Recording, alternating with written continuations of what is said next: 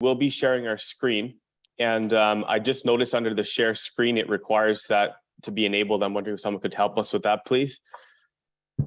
My apologies. We haven't started the meeting yet. When we Okay. do, I will be doing the screen share on your behalf. Oh, fantastic. Thank you. Perfect. It's prepared. I quite like that. Yeah. Absolutely. Yeah, wonderful.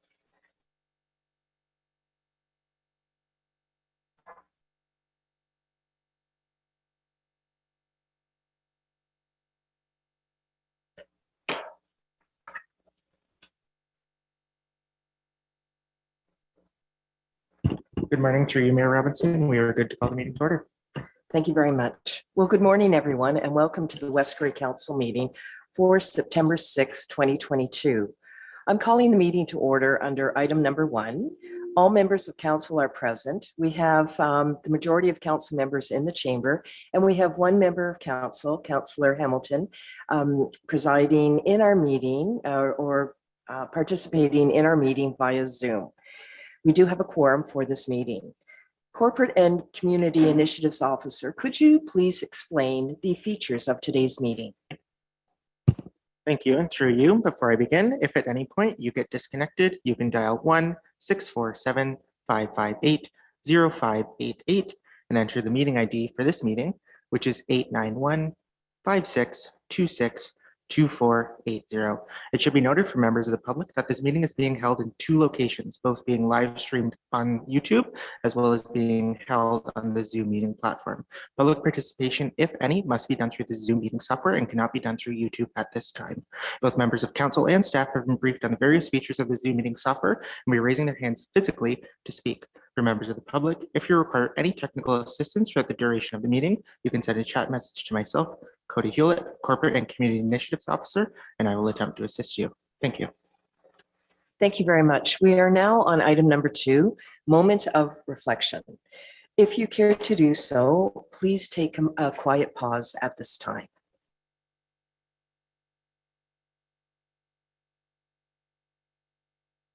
Thank you.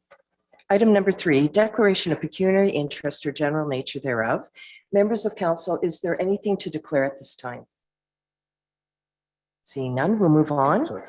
Oh, yes, thank you, Councillor Hutchinson. Sorry, can't see through the glass here. Yes, I have a conflict on, I'm declaring conflict of interest on item 11.1.2, re ZA 14-20222, Anderson, as my property backs onto the applicant's property to the south. Thank you very much. That'll be so noted, and certainly as a reminder, if you have not done so, there is paperwork. And I do apologize. Sometimes the glare through the glass is just a little challenging, but I'll watch for that. All right, thank you. Any other declarations of pecuniary interest, general nature thereof? Madam CAO, thank you very much for closing the blind there. Appreciate it. All right, we are now quickly moving on to most interesting items. Item number 4, delegations presentations. In accordance with the West Grey procedural bylaw, each delegation shall have and shall be limited in speaking to not more than 10 minutes, and presentations that are requested by council shall have a time limit as determined between the clerk and the presenter. We have 2 presentations and 2 delegations today, beginning with 4.1 presentation, Grey County. This is with respect to Rockwood Terrace, a campus of care. And good morning to CAO Kim Wingrove and also Deputy CAO Randy Schwertzer. And wonder if you could begin, and we're most interested in this presentation. Good morning, everyone. It's such a pleasure to be with you this morning. So Randy and I are here to support our consultants and to answer any questions that anyone might have. But we'll get the delegation started. I'd like to welcome our project manager from Project Colliers Project Leaders, Andrew Rodriguez. And joining Andrew is the representative from Kasian Architects, Deborah Wadsworth. And I'll turn it over to you now, Andrew. Thanks. Thanks very much, Kim, and good morning, everyone. Thank you for the opportunity to provide an update on the project in terms of the great work the team's been working on for the past few months, as well as the work we have ahead of us in order to support a first resident date on this great project. So I'll be starting off by providing just a general update on the project in terms of project timeline, and then I'll be handing over to Deborah Wadsworth from Casey Architecture just to go over the design, more specifically looking at the site, some of the site plan features that have been worked on, really focusing on the different elements of the campus of care, which would be the long-term care component, the village square, and the assisted living. And then there'll be a few details that are shared around the different room types that are planned for in the long-term care home. Then we'll be happy to answer any questions you may have, whether it's with regards to the project or specifically with regards to the design after we've gone through our presentation. So I'd ask if we could fast forward a couple slides, please. Yeah, one more. Okay, so this provides there's a few colors that are missing here, so I'm not sure what happened with the graphic, but I'll walk you through the different elements over here. So the first start, the kickoff meeting, initiation and planning, and some of the earlier design activities have been completed to date.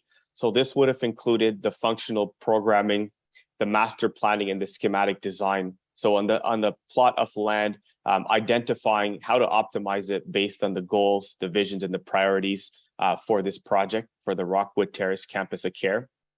We're currently in the design development phase right now. So this will be for the latter portion of this year going into early next year, where we're really focusing on the form, the size, and the character. So I'd say the look and the feel of the building, both on the exterior as well as the interior. We're having discussions on materials to select on the building exterior, floor finishes, floor materials, different types of paints and color schemes for interior design, for wayfinding on the interior. So all disciplines are being advanced, looking at mechanical, electrical systems, architectural elements, and that's a big focus of our work right now with the end users and the user groups.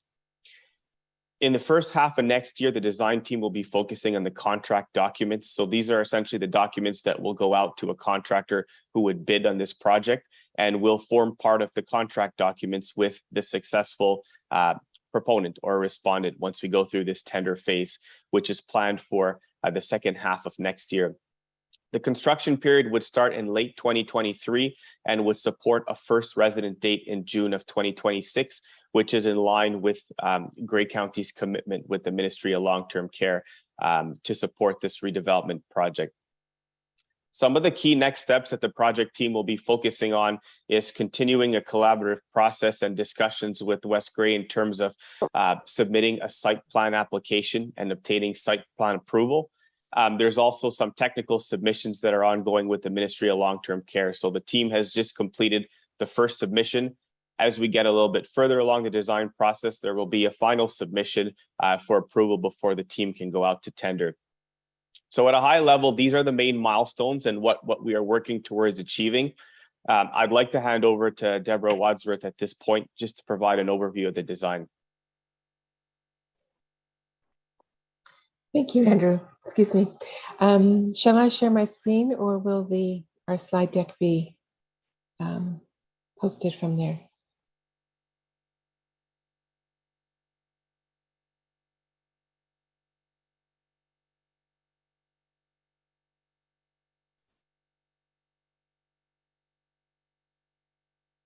I'm unable to share my screen.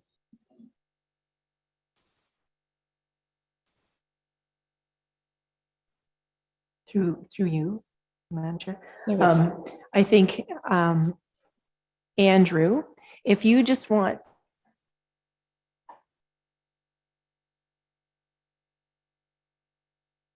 the construction, and then we can move on to Deborah. We just didn't quite catch, I don't think. You talked about tender documents early next year, and that was kind of where the sound cut out. So if you could just repeat the last little bit, and then we could move on to Deborah. Thank you. Okay, can you hear me okay now? Yes. Okay, yeah, apologies for that. So the contract documents will be focused on in the first half of next year, Why which is it will for be... lack of trying? Hello? Can everyone hear me? I can hear you.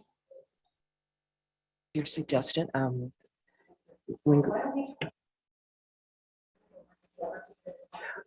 You just need your mic. That's I think what people are really excited to see is some of the design work that's been completed so far. So maybe Deborah, if we can ask you then to take your part of the presentation, and Cody, you'll want to change the slides. Thanks. Good morning, Deborah. Good morning. There we go. Great. So if you could move to the next slide, please.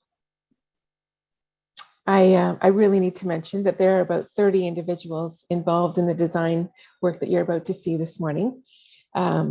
Many of them from Kasian Architecture, and also our partners at Ted Handy and Associates, Dr. Pat Armstrong, Veritech Landscape Architects, Quasar Consulting Engineers, and Forge Media Wayfinding Consultants. Next slide, please.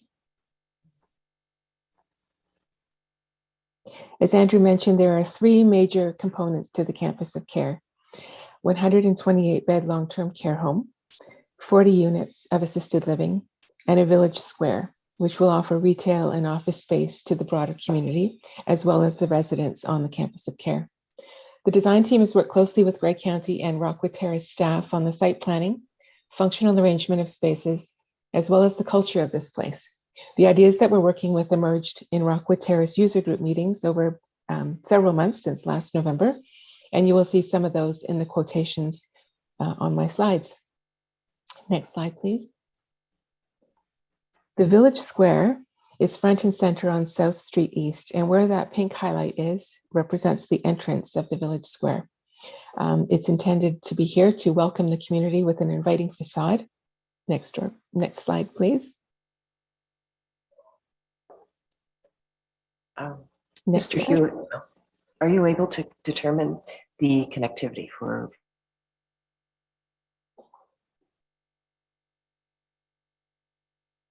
Off their video, that may help us in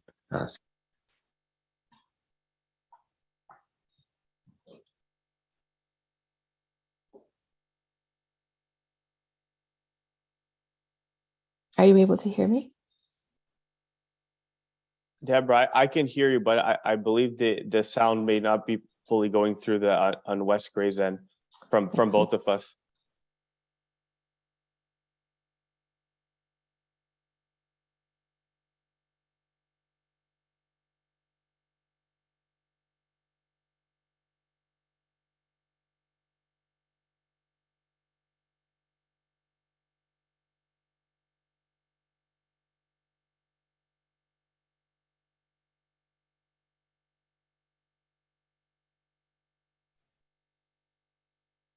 Deborah and Andrea, just wanted to let you know I can hear you on Zoom as well. So the Okay. Zoom audio is working fine. It must be on the other end, just to let you know. Good to know, Councillor. Deborah and CEO Andrew, if you Wingrove? want to turn your video off.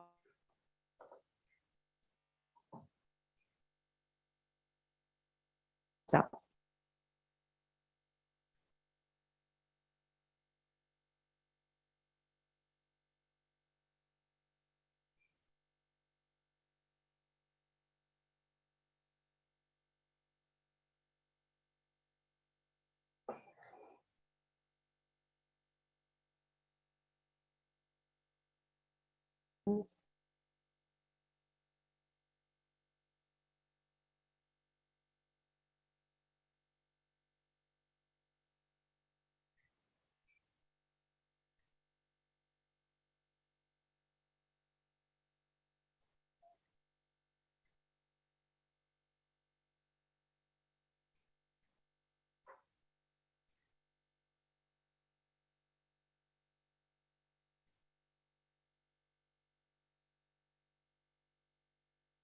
Madam CAO, would you be prepared?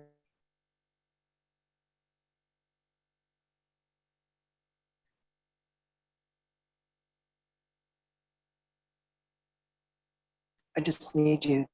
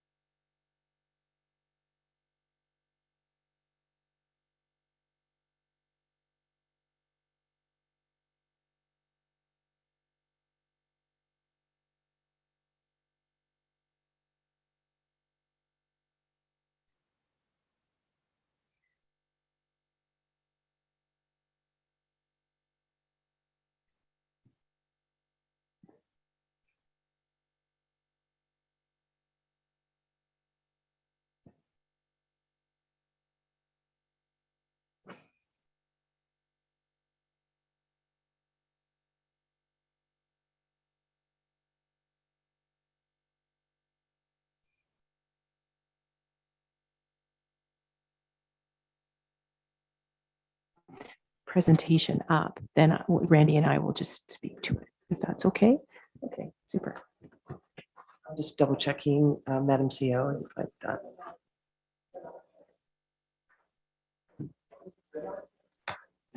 Just want to ensure that we have everybody available that can listen in.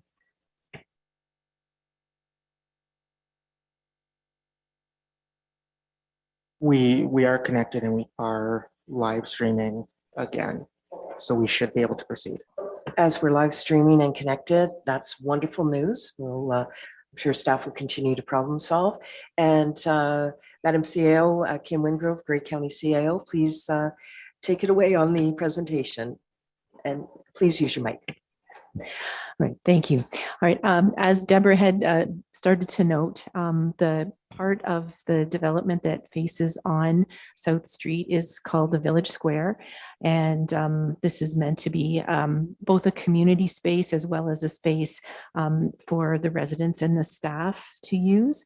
There are discussions with West Grey staff about maybe some potential services, for example, maybe some library services or something that might be able to be located there that would be of interest and benefit to everyone. I think the really important part of this is that this is an animated space, that it's a space that is very welcoming and that has people both from outside as well as inside the long-term care community there. Next slide. What's highlighted in pink on the screen right now is off of Rock Street, and that is the main entrance, both the main entrance to the long-term care home as well as the main entrance to the assisted living facility.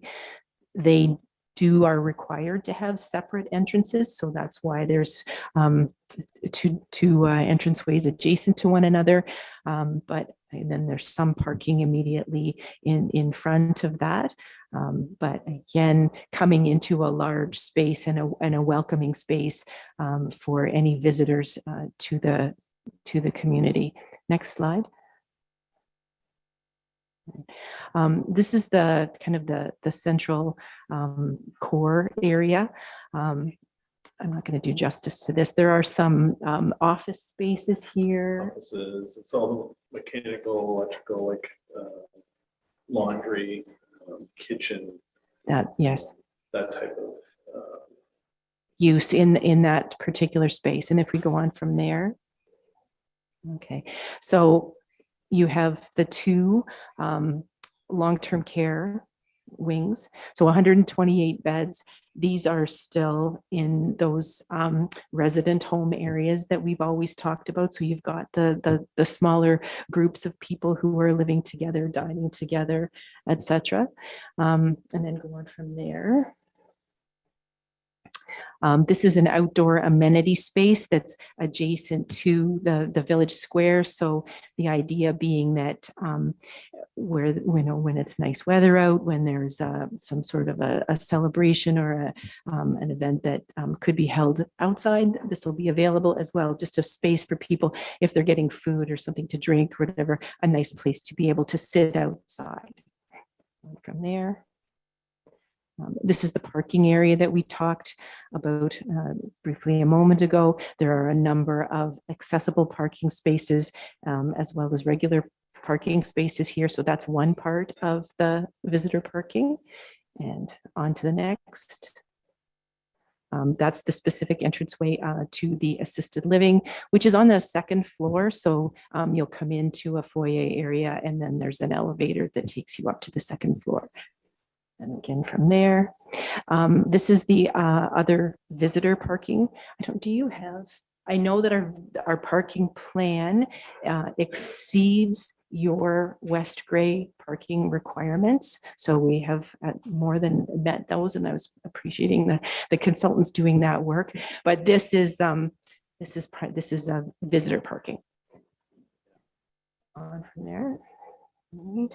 Outdoor space and helping the people that live in the long-term care and the assisted living to feel connected to the outdoors is a really important part of that sense of vitality and making this a really pleasant place to live. We want people to be able to see outside. We want them to be able to go outside. We want it to be a safe space for them. So this has been planned from the very beginning, and you can see the two areas there where the residents will be able to enjoy the outdoors. Next slide. There's a walking trail being planned to go around the perimeter of the property, and you can see that. And this will be something that's available both to residents and families of visitors as well as to the public. Next, this is the staff parking area. And also the shipping, receiving into the back of the long-term care and assisted living home. Next slide. That's a staff area too. Yes, yeah, a place for the staff to be outside where they can to have their lunch and that sort of thing. And from there, that's shipping, receiving, the loading bays. There's a visual of the entire building from the outside. And go on from there, you can see how they talk about 40 units of assisted living, 1 story above the long-term care, where they're really trying, and I really applaud the consultants for their experience and thoughtfulness in ensuring that this building is as efficient to operate as it was to design and build, where things can be shared or serving both facilities. They've tried everything they can to make sure that that's available to us. Next slide. Infection prevention and control. If there's anything we've learned over the last 2.5 years, it's about how important infection prevention and control is. The rooms have been designed so that there's optimal space for the residents, as well as in an effort to control costs and ensure that we have infection prevention and control, that there's sharing of bathroom facilities, but the access is appropriately controlled here. And I can't do this justice, and I wish the consultants were here, but they've done a really good job. It's so important that there's, for the safety and comfort of the staff, that there's appropriate space all the way around the bed to be able to, for them to do their work, to support residents who may need to use lifts or are in wheelchairs. So all of that's been taken into account. Next slide. Noise is another factor. If you've ever spent time in hospital or anything, you know that where you're hearing a lot of noise in the corridors, and that it doesn't feel as home-like as what you would like. So they thought very carefully about how to ensure that people do have a quiet space in their room, and hopefully that makes it more comfortable for them. You'll see the note there. Staff have noted that acoustic crossover or noise traveling around is a significant trigger for behavioral issues. So where we can keep things quieter, it's more comfortable and relaxing for the residents. Next slide. Privacy is also critical for the residents when people come to visit them, just feeling that that this is their space. And so they looked at what the view is from the bed or from the bathroom and that sort of thing, just to ensure that everyone's privacy is paramount and protected. On from there. So the core themes for the home fit well with the vision for Grey County Strategic Plan, to be a place where people feel generally at home and naturally inspired, enjoy a blend of active, healthy living and economic opportunity. The whole sense of the campus of care, feeling like a home, and the natural elements that we can connect and integrate into the site all align with the overall vision of the county. So on from there, I think that's our last slide. Yes, thank you. Again, I'm so sorry that Deborah and Andrew weren't available to share their much more detailed explanation of all of those slides, but I hope that I've given you a sense of it. And certainly Randy and I are happy to answer any questions that anyone might have. Wonderful. And I do want to say, Grey County CAO Kim Wingrove, thank you very much for just being able to present a very detailed presentation, and in light of the internet challenges, broadband challenges, and certainly the consultants from Kasian and Colliers, the project lead, were available. It's just unfortunate that the connection wasn't there. There are fantastic slide decks, information in this agenda that actually goes through the presentation that you made. It certainly is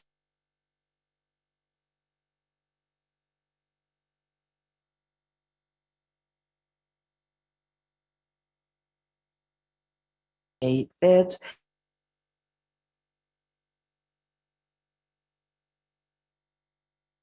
Wonderful amenities that go along with living such wonderful lives. So thank you for the presentation. I'm wondering, members of council, do you have any questions with regard to the presentation? Councillor Herger. Thanks so much for the presentation. I do have one question. The LEED certification, will there be those kind of savings found? We're just in the development now. Are we planning for that? Do you want to talk to the net zero? For sure.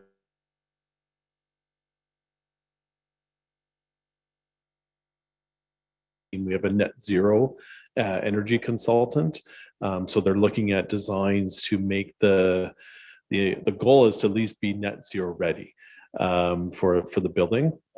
So that'll be built into the costing that'll be later this year, will be the Class C costing in December, and looking for opportunities to make the building energy efficient and actually achieving hopefully a net zero, which from what we're hearing could be one of the first in from a long-term care facility to achieve net zero. So we're pretty excited about that. Yeah. Exactly. And that's part of it. We'll be looking for funding opportunities too to help support that. Great. And through you, Madam Chair, I do have a question. At the AMO conference, it was brought up about insurance and insurance for long-term care homes. Is that a challenge right now? Or are we fine? We have not experienced any significant challenges with regards to our insurance coverage at this time. It's something that we continuously work with our insurance provider, though, to ensure that they have all the information they need to continue to be able to underwrite our policies, though. Fair. And last question then, just an opening date of 2026. Is that what I'm seeing on the timelines? That's correct. We're anticipating resident moves. I believe the date is in July of 2026. Okay, wonderful. Thank you. You're quite welcome. Any other member of council have a question? I'm just looking to my right, or at this time, my left. Over to my right, Councillor Hutchinson, please go ahead. Yeah, thanks for the presentation. I think it's exciting that we're going to have a new build in one of these years soon. I'm just curious, I noticed that you talked about there's going to be 3 stories. Are residents on all 3 stories? Yeah, the first 2 stories will be the long-term care residents, and then the top floor is the assisted living facility. Okay. I'm sort of curious. I thought that the optimal design these days was something similar to Grey Gables, where they use pods. I sort of thought that was where we were going, but it looks like we're back to the 3-story model, which how do you get around the whole emergency fire removal thing when you have 3 stories? I can speak to that a little bit. Yeah, so the building is designed in pods. We didn't have a slide showing the floor plan, but there's essentially 4 pods of 32. So the L shapes on the one side. So each floor has 32 pods, and it's designed to make sure that we're maximizing the efficiency for staff to be able to connect with the residents. So there's staff stations that are built into the design to service those 32 unit pods. So each floor has 32 residents, and then it's on each floor sort of thing. So 64 on each floor, but then 30 broken out into 2 separate pods. Okay. All right. I was curious why that. And there are multiple elevators as well. Right. So what happens though if they have no electricity? There's backup generator is built into the design as well. Okay. Yeah, I was curious. Okay. Thank you. No, you're welcome. Thank you. Councillor Hamilton, please. Thank you, Mayor Robinson. Can you hear me okay? Yes, and thank you for the sound check. Please go ahead. Thank you. Sorry, I couldn't be there in person with you today. This is a really exciting update. Thank you for coming. And I'm particularly so excited of this bringing the community in approach. And as I can hear over and over again, making this as homey as possible. It's really wonderful. I've just got a couple of thoughts and a couple of questions.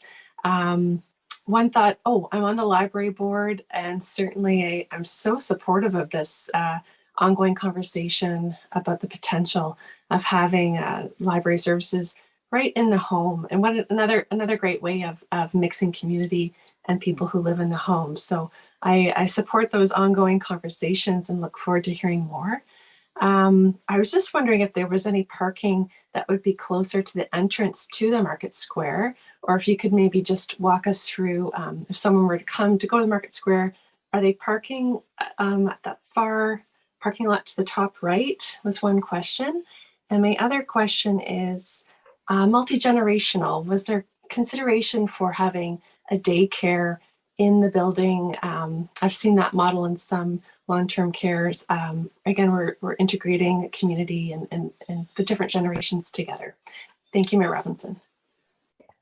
I'll start with the daycare question. Given that there is a daycare in the school adjacent to the property, I think what we want to do, and it's still very early days for that, but I think to work as closely with them as we can. And there may be opportunities as we go through this for maybe additional service enhancements at that daycare to support this facility. And certainly we've had a lot of fun times and success where the little ones were coming into the home, and I'm hopeful that we'll be able to make those similar arrangements in the new facility, because I think it brings a lot of joy into the space.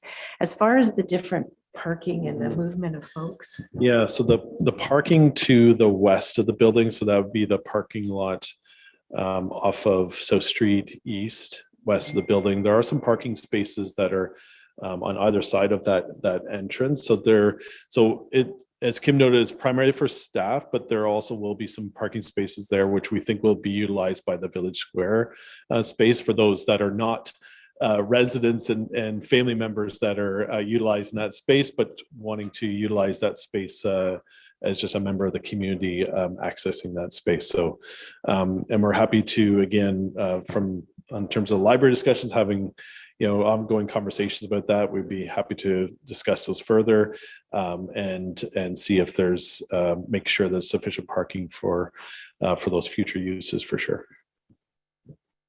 Anything further, Councillor? Very good. Just double checking with members of council again. Councillor Shea, please. Thank you, Mayor. Thanks for the presentation. This is very exciting. Looking forward to this. Are there any plans for potential expansion of the facility in the decades to come? Turned it off there. Thanks. We had initially planned to also construct some independent living, 60 units of independent living as a seniors apartment. You can see, where am I going? To the east to west of the west of the Village Square. There's some green space there that has kind of been earmarked for future use. But at this time, just given the complexities of what we're already dealing with, as well as some financial considerations, we put a pause on that in order to get this work done and meet the requirements of the province to have it completed on a timeline. So certainly, yes. You're quite welcome. Anyone else? Well, I just want to say thank you very much. We Very much appreciate the ongoing updates with regard to this most important project. Look forward to your next update. So thank you. Thank you. And I do want to acknowledge the great support that we've had from West Grey staff as we plan for the development of the site and the extension of services and the roadworks. There's a tremendous amount of work that's going into ensuring that the site is ready to be developed and ready for construction. We couldn't do it without your folks' cooperation and support, and we're really grateful for that. So thank you so much. And thank you for acknowledging West Grey staff in this project. Very much appreciated. All right, take care. See you again. We're now moving on to 4.2, another presentation, and this is with MNP, Study and Analysis of Policing Services. Just want to confirm through our Corporate and Community Initiatives Officer, Mr. Hewlett, do we have the broadband connection? And are we ready to proceed? Mayor Robinson, it appears as though we are connected and everything is running smoothly as of this moment. Excellent. We'll keep our fingers crossed. I'm wondering, Madam CAO Johnston, would you like to provide a brief introduction with regard to this item?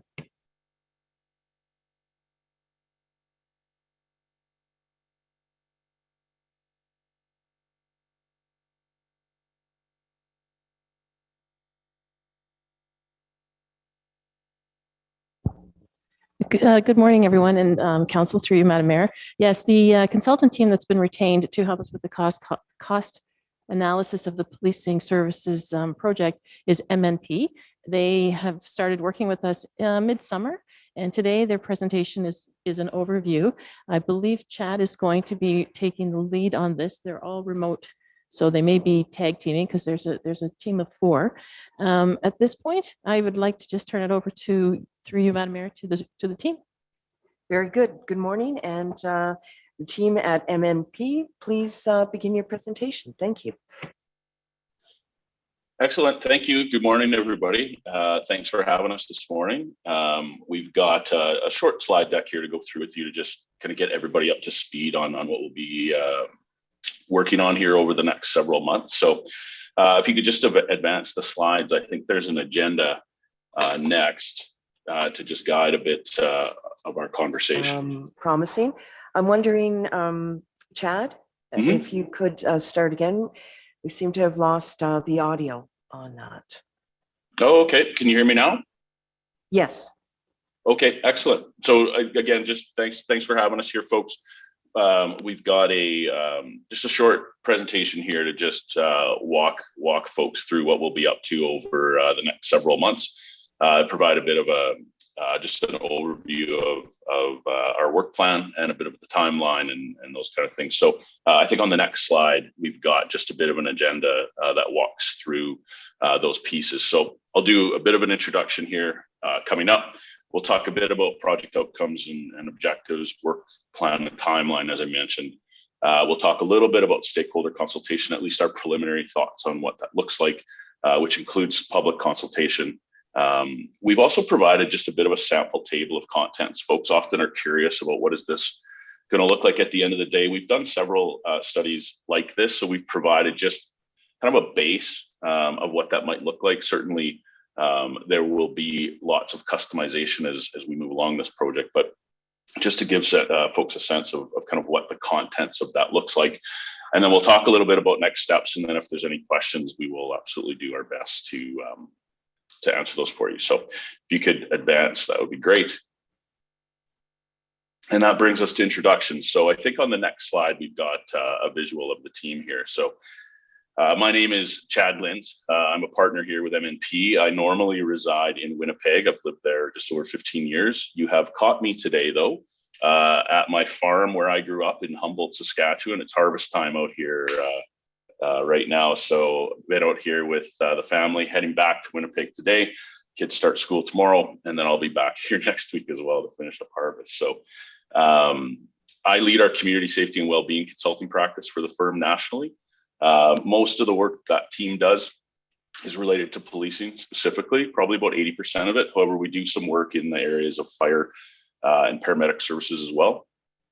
One of the interesting, elements of that is we've gotten quite involved as well in the areas of homelessness, addictions, mental health, as they relate to community safety and how marginalized folks end up in the justice system. And we work a lot with not-for-profits and governments and police services on how we can look at better solutions for some of those elements. So that's me.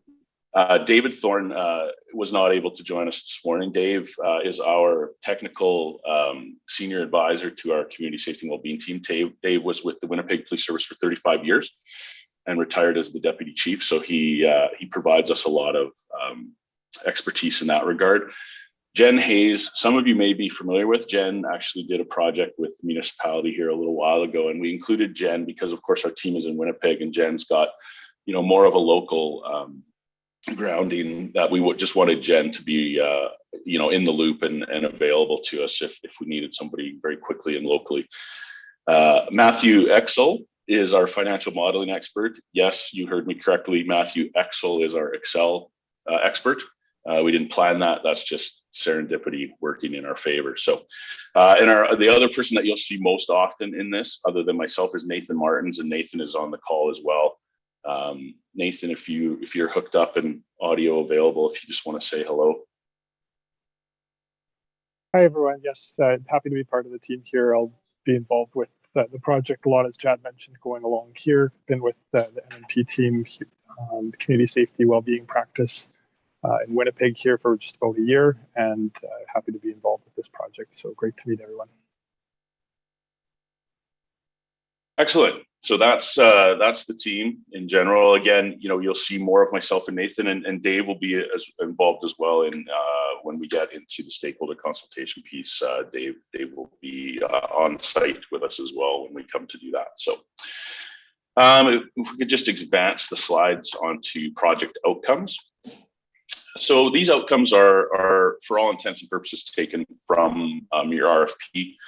Our main outcomes we want to produce here is to really gain an understanding of your current model and then how it relates to the respective proposals. So there's a couple of things that we do inside of that, and we'll talk a bit more about those when we get into the methodology. Again, our role here isn't to do a review to say what is happening now is good, bad, or otherwise, but it is to provide some context in our report so that when a reader goes through it, they kind of have an understanding of the starting point, what the current state looks like, the strengths and maybe not so strengths of the current model, and then compared to what the strengths and maybe weaknesses of some of the proposed models might look like. So that's really what that first one is about. The second one, we break these down into looking at service. So how the service is provided, particularly deployment models, number of officers, how those get used, what services are provided inside of the local service or the contract service, and how some of the more specialized services then bolt on to that, as it were. And again, how that then affects cost, which is always important, whether we want it to be or not. We're also going to look at transition costs here as well. Moving from any model to another model will have some cost to it, and we'll compare the costs of those across of the models as well. And then what that looks like as far as, municipal services and how those tie into bylaws and those kind of things. The last outcome, of course, is we've got to write all that stuff down for everybody and share it so that everybody can kind of get up to speed as to, what the findings of that work was. So on the next slide, we talk a little bit more about some of the detailed objectives that will get us to those outcomes. Again, these come from your RFP, and I think the work plan we've created will have us hit on all of them. So one of the big ones, of course, the cost projection piece. One-time startup expenses. The OPP proposals, the way they're derived, have their starting period to them, and then move into an annual cost allocation model. And then we line those up with what your current state is and your other proposals as well. I know you have a couple proposals here coming in. So, and we line those up over time. I think we set a 10-year, 15-year model here to see what those look like over time so we can compare them to the best of our abilities. as we get into those later years, that becomes harder to be the wielder of the crystal ball, but certainly in those near-term years, we can make some pretty solid assumptions. So one of your other objectives is a comprehensive review of current and future costs. So that's tied in to our work in building that model. Recommendation on overall feasibility of potential models. So again, not a recommendation of here's the choice you should make. That's really for you to decide what model you want to pursue, but just some commentary around the feasibility of those models and how well they may or may not work for you. Certainly will provide some thoughts on that. We'll identify any community impacts, both short and long term. As I mentioned, service standards is a part of our evaluation when we look at how to summarize the differences between how those models work, both in deployment. Some have a regional deployment model, others have localized deployment models, so we can describe those and explain them. Average increase per year with West Grey Police Service and the proponent services. So again, outside of the initial policing transition phase. So again, in that 3-year proposal model that comes, and then going forward, comparing cost based on similar size municipalities with similar call volume. So one of the exercises you'll see in our work plan is we do a benchmarking exercise. I'll maybe talk a little bit more about benchmarking then, but we do our best to try and make those comparable as possible. There's some nuances when we do that, but we try and guide the reader through that. So assist with the determination of a service level statement to determine what is adequate policing. So we'll have some thoughts about what that looks like. It may look exactly like you have it today, or we may have some commentary as we work our way through as to what the size of that service should be and what its contents should be, at least at a high level. And then the advantages and disadvantages, which really at the end of the day is kind of the summary of our report, is kind of here are the pluses and minuses of each. Here's where they're really strong. Here's some things you should be at least consider moving forward. And then you should be well armed to make your decisions. So our next section is on the work plan itself. We've broken it out into 3 phases, and really only just to kind of organize our thoughts. On the next slide, we've got them broken out into project initiation and planning, which is really where we are today. Really just kind of ending that phase, although there's just some details to be worked out yet. So really that's our planning element. We've already worked together with the West Grey team on work plan and starting to pull together some of consultations and who those folks should be. Phase 2 is bulk of all the analytical work and data gathering. So we have a fairly large data set we'll want to pull from your police service and from the municipality related to cost. Chad, I wonder if you can hear me. Certainly there's most likely a delay in hearing this, but I wonder if you could just back up to your last statement. Again, there was just some challenge with audio. Thank you. Sure. So phase 1 then is really the phase we're in now, which is kind of just where we plan out the project to the greater degree. Obviously we've got some flexibility built in. Things don't always go according to plan, but we've already been working with the team on some of those early pieces, like finalizing our work plan, at least talking about preliminary stakeholder consultations and some of the logistics around that. So that's kind of the phase we're finishing up today. Phase 2, then we get into the bulk of our work, where we pull the data from your police service and the municipality around the financial elements. And we start to work through that. We'll also pull benchmark data as it is available. We use StatsCan data to the greater degree for a couple of reasons. One, they've normalized to some degree, plus it's very independent. So when we use our benchmarking, we do that. So that's the bulk of the work in phase 2. And then of course in phase 3, we got to write that stuff down so that we can share all the great things that we found. So that's the 3rd phase. So those in just a bit more detail here on the following slide. So phase 1, conduct an initial workshop which we're doing a chunk of that here today. We of course have met with the West Grey team as well on some of these elements already. We were also lucky enough to meet in person. We happened to be in Owen Sound when we got the email that we'd be working together, so we were able to pop by when we were out there. We'll finalize some of the data collection frameworks and instruments. We create interview guides and some other data collection frameworks just to make sure that we don't lose track of kind of where we got information from and when we got it. We've started working on some of the benchmarking pieces already, started talking about what do we think are good comparables to look at to say, you know, for the number of calls for service, for the size, for the demographics, those elements, what should those look like? And again, scheduling and logistics, we've started pieces of that. We haven't finalized some of it, particularly around the stakeholder consultations when we'll be on site. We've been waiting to get the, which I believe are due on the 15th, just to be certain. We'll tighten some of that up here in the coming week to 10 days. So next slide, please. So phase two then, as I mentioned, is really the bulk of a lot of our effort as far as collecting activity. Inside of that is the benchmarking piece, and it's really kind of the current state, getting a really good handle on the current state. So we will be doing stakeholder consultations with a fairly robust group to be able to start to get a handle on what the current state looks like, how the police service interacts with all the other elements of the municipality and its surrounding police services as well. I mentioned the benchmarking piece. We've started already to work on who those connectors might be. You know, there are some nuances to benchmarking.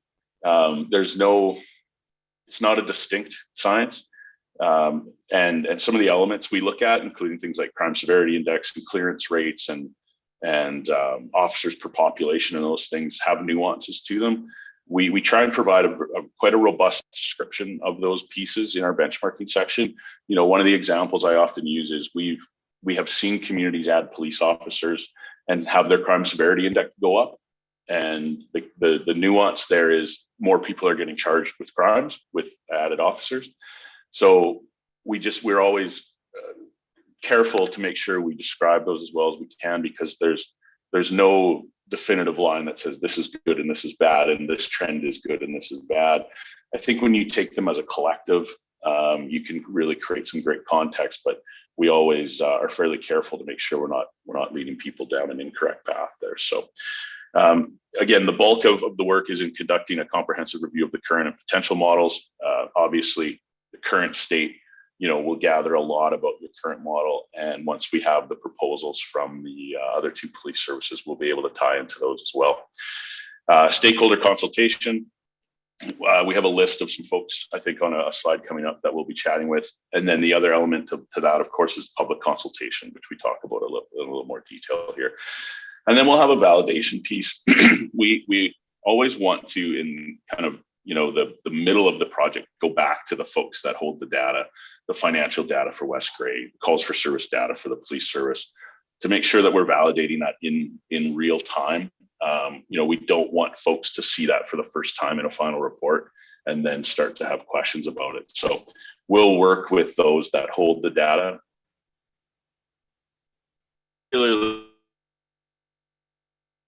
By our reporting, just to be certain people are very comfortable with the data that's in there and they can validate it themselves when they get asked about where it came from and how accurate it is. So next slide, please.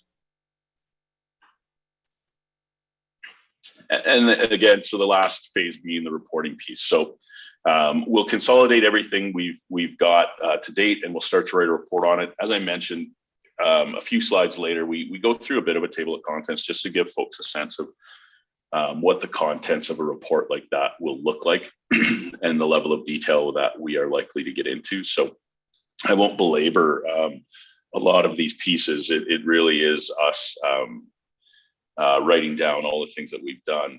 I know timeline wise, we want to be done at the end of January.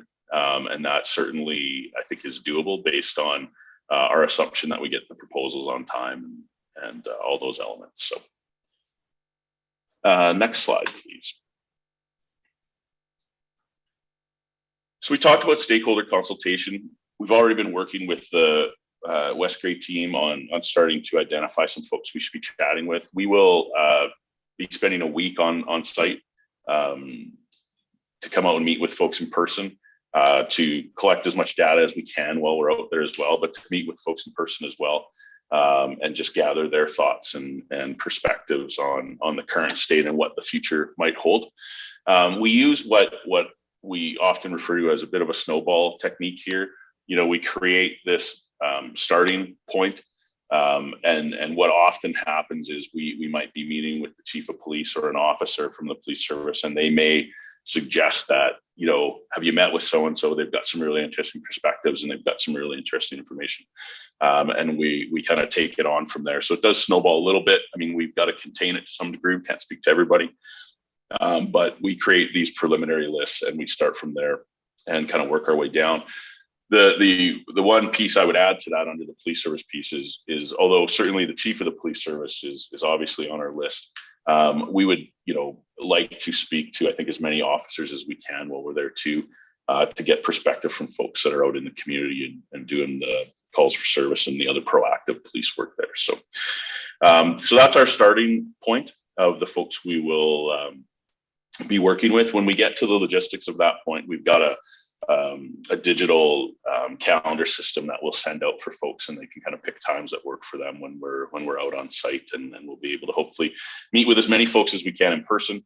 Certainly appreciate that doesn't always work out. Everybody's calendars are quite full nowadays, so there may be some we have to follow up with in a more virtual environment, but we want to try and touch as many folks as we can and meet with as many folks as we can when we're out there in person. So next slide, please. So the easiest way for us to reach as many people as possible is still a survey element.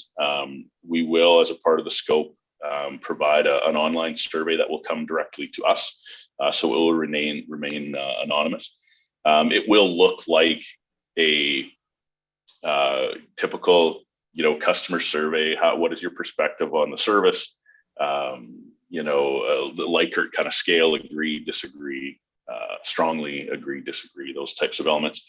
But we will add some pieces in around potential models. We will, in the survey, try and provide as much information as we can to folks about what those models look like, at least at a high level. So when folks are answering, they have at least some context. Sometimes we can even provide a link to where folks can read up a little bit more on those things. We will be providing paper versions of the surveys. We've talked to the team about that already. If folks want to fill them out on paper and have them sent to us, we can do that as well. Right now, we've tentatively scheduled that survey period from October 1st to the 14th. Again, barring getting the proposals on the 15th and kind of everything cascading down from there. So next slide, please. So this last section is just really a representation again of a sample table of contents. It may look very much like this, or it may look a little bit like it, I think, once we start to customize. But we always provide an executive summary, which is as much an art as it is a science, to provide folks as much information as we can in a few pages for those who want to try and glean as much of the high level, you know, findings as they can without getting into the horribly nerdy details of some of the analytics that we'll do. We'll provide a bit of an introduction and background. You know, really, what is it here that we've set out to tackle from an objectives and an outcomes point of view? And then the next section, we talk a little bit about how we've set that up. What has been our evaluation framework? How have we went about those things? What data have we pulled? Who did we talk to? And how did we go about all of those steps, so that by the time the reader gets into the findings, they have a very good idea of how we got to where we got to. On the finding side, again, we break it down into those elements of service, governance, and cost. Inside of the service piece, we'll talk about staffing levels, also the components of that staffing. If different models look differently as far as how they might look at community policing or major crimes, or forensic ident, or those pieces will be able to highlight those differences. Service standards, some Some have service standards. City of Winnipeg, for example, has a 27 2-officer cruiser car on at all times service standard. It's actually a part of their association agreement. Others don't have as defined service standards around those elements, but some do, and we can compare and contrast that.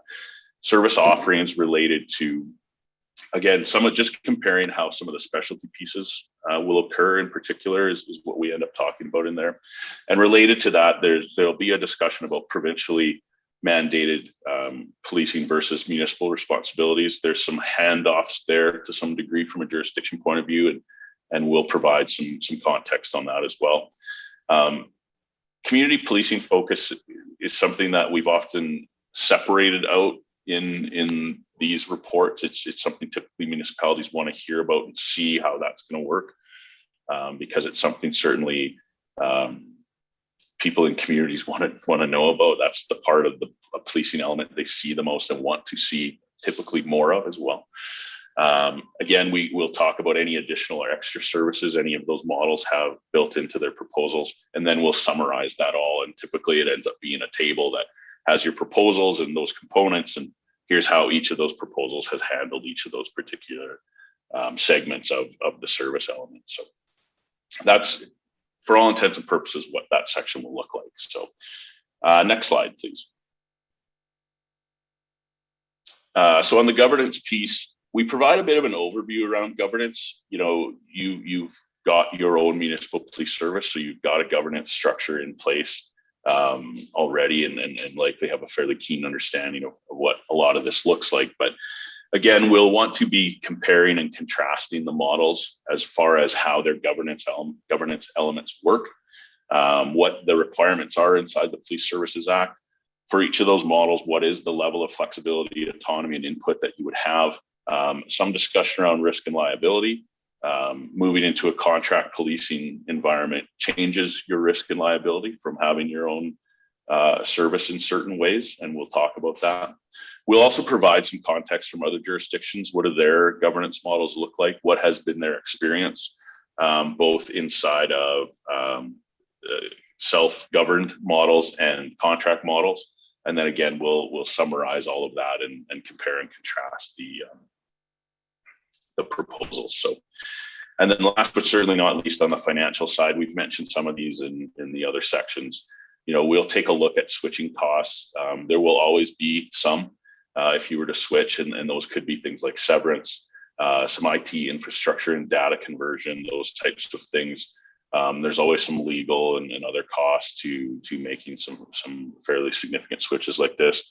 Again, you know, the OPP proposals come with an initial 3-year term to them and a cost to them. And then moving out after that, they've got base service cost pieces to them. We've worked in that model several times. There are different components to it, the largest of which is calls for service based. Different levels of calls for service go into different cost buckets based upon a fairly expansive database that the OPP uses to do that. What they're doing ultimately is taking all their municipal contract policing costs and cost allocating those to the municipalities based upon the level of activity. So calls for service drives a large chunk of that. And then there are some other elements to cover some of the other costs, including custodial and some other things. And most of those are based on the volume of dwellings and buildings in your municipality. So we'll build that model out as well, and then compare it to the best of our abilities to the other models, including your current model. So there's some nuance inside of that, how we do that, because the OPP model is based on calls for service. We often then use calls for service to try and look at what your police service would look like in the future based upon what your calls for service have historically been doing over time. There's obviously some assumptions we have to build to do that, and a lot of that becomes theoretical. But we try and, we use the data that you have today to try and help us build those assumptions and land on ones we're fairly comfortable with. We talk about year-end reconciliations as well. When you have your own municipal service, you have a budget. You either meet the budget or you exceed the budget, and it is what it is. In a contract position, there is often some assumptions built in that say these are the costs based on these assumptions, and at the end we do a reconciliation. We figure that all out, whether that was right, wrong, or otherwise. And so we'll talk about that and how that gets done and what that typically has looked like for contract police services. We will provide information about other jurisdictions as well and their costs as it's available. The sensitivity analysis is really around that element where, because we do have to make some assumptions when we're trying to model out for 15 years, we won't get that right. I know we won't be able to predict 15 years into the future. So what we often do is we provide some sensitivity analysis around some what ifs. What if calls for service were to do this or that? What if these elements were to change? To just provide a general sense of how is the model to some of those things and where those cost drivers will end up being for you, to help you better make that decision. Because as I said, we'll make really good estimates based on the current data that you have, but that's likely not to be exactly how it will turn out. So we want to make sure that we give you a good sense of what that could look like across a broader spectrum. So, and then we provide a summary of that financial section. And then of course, at the end, we tie that all together and summarize the service piece, the governance piece, and the financial piece at the end of the report. So I think the last slide is next steps. And really we're in a position now where we're just waiting to get the respective proposals so we can start tying into them. Once we have them, we will finalize some of the logistics. As I mentioned, we'll be spending a week on the ground and meeting with as many folks as we possibly can. And once we have those proposals, we'll start to tie into them and then start pulling the data that we need to start analyzing those. So those are our next immediate steps that we should start here over the next couple of weeks. And I think the next slide is the question slide. Well, thank you for that. It was a very detailed presentation. And I'll now look to members of council for any questions with respect to the process with regard to the presentation. So I'll begin with Councillor Townsend, then Councillor Shea. Thank you, Madam Mayor, and through you. Thank you, Chad, for the presentation. Very detailed, very precise, and it seemed to cover most of what I was hoping to see. So do have a couple of questions, and part of them will be for yourself and part of it for staff. When I look at stakeholders, there are service agreements we have with other services like Hanover. I don't see them on the list as a stakeholder, and OPP will be there, and so will Owen Sound, because they're both submitting responses to the RFP. But I don't know if there's any others, and that might be worth checking with the Westgrade Police Services to make sure we don't miss anything on that front.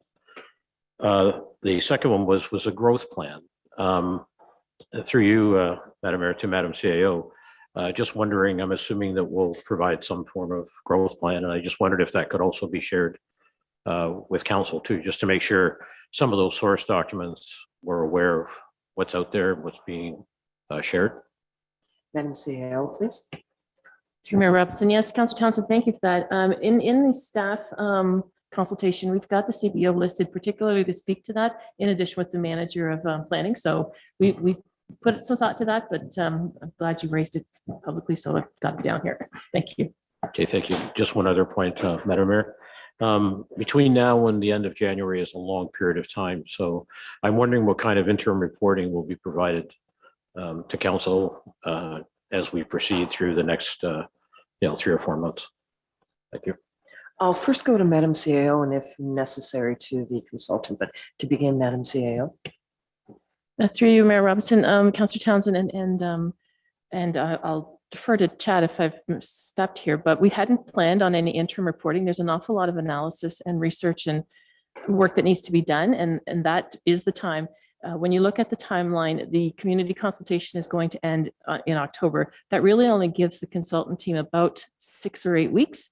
Then there's the Christmas break, and then the presentation to council. So the timeline post-presentation from the OPP is also that the new council will need to make a decision by the end of March. So it's pretty aggressive timeline as it is. So we hadn't envisioned any interim reporting. What, if I may, yes, please. What we do provide along the way is we've got bi-weekly progress reporting in written form.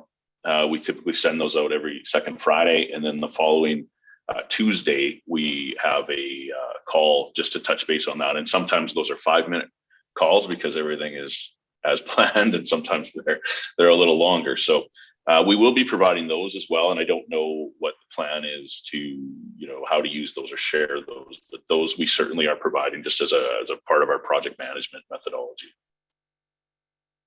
Back to you, Madam CEO. Yes, thank you. And that's a good point. Thanks, Chad. Council, you may recall that when we worked with MNP the last time when they did our organization and service review, they also, that was the model. They met with us on a bi-weekly basis. And if there was anything that came up through those meetings that I needed to bring to council, I had that information. But, you know, a formal scheduled report isn't in our timeline, but I do have tools if I need to come to you. Okay, you're quite welcome. Yes, Councillor Shay. Thank you, Mayor. And thanks for the presentation. I was pleased to see that you are consulting with the Police Association. I think it's important to get the perspective of the officers and their representational organization. I didn't see a consultation with the Police Service Board as one of the stakeholders. I serve on the Police Service Board along with the mayor and 3 other members. And the Police Service Board is largely responsible for determining the levels of service and the interpretation of adequate and effective in the Police Service Act. So I would have thought, maybe it's just assumed that they would be consulted, but I just want to raise that as an issue. Thank you. Did you want to provide a response to that, Chad?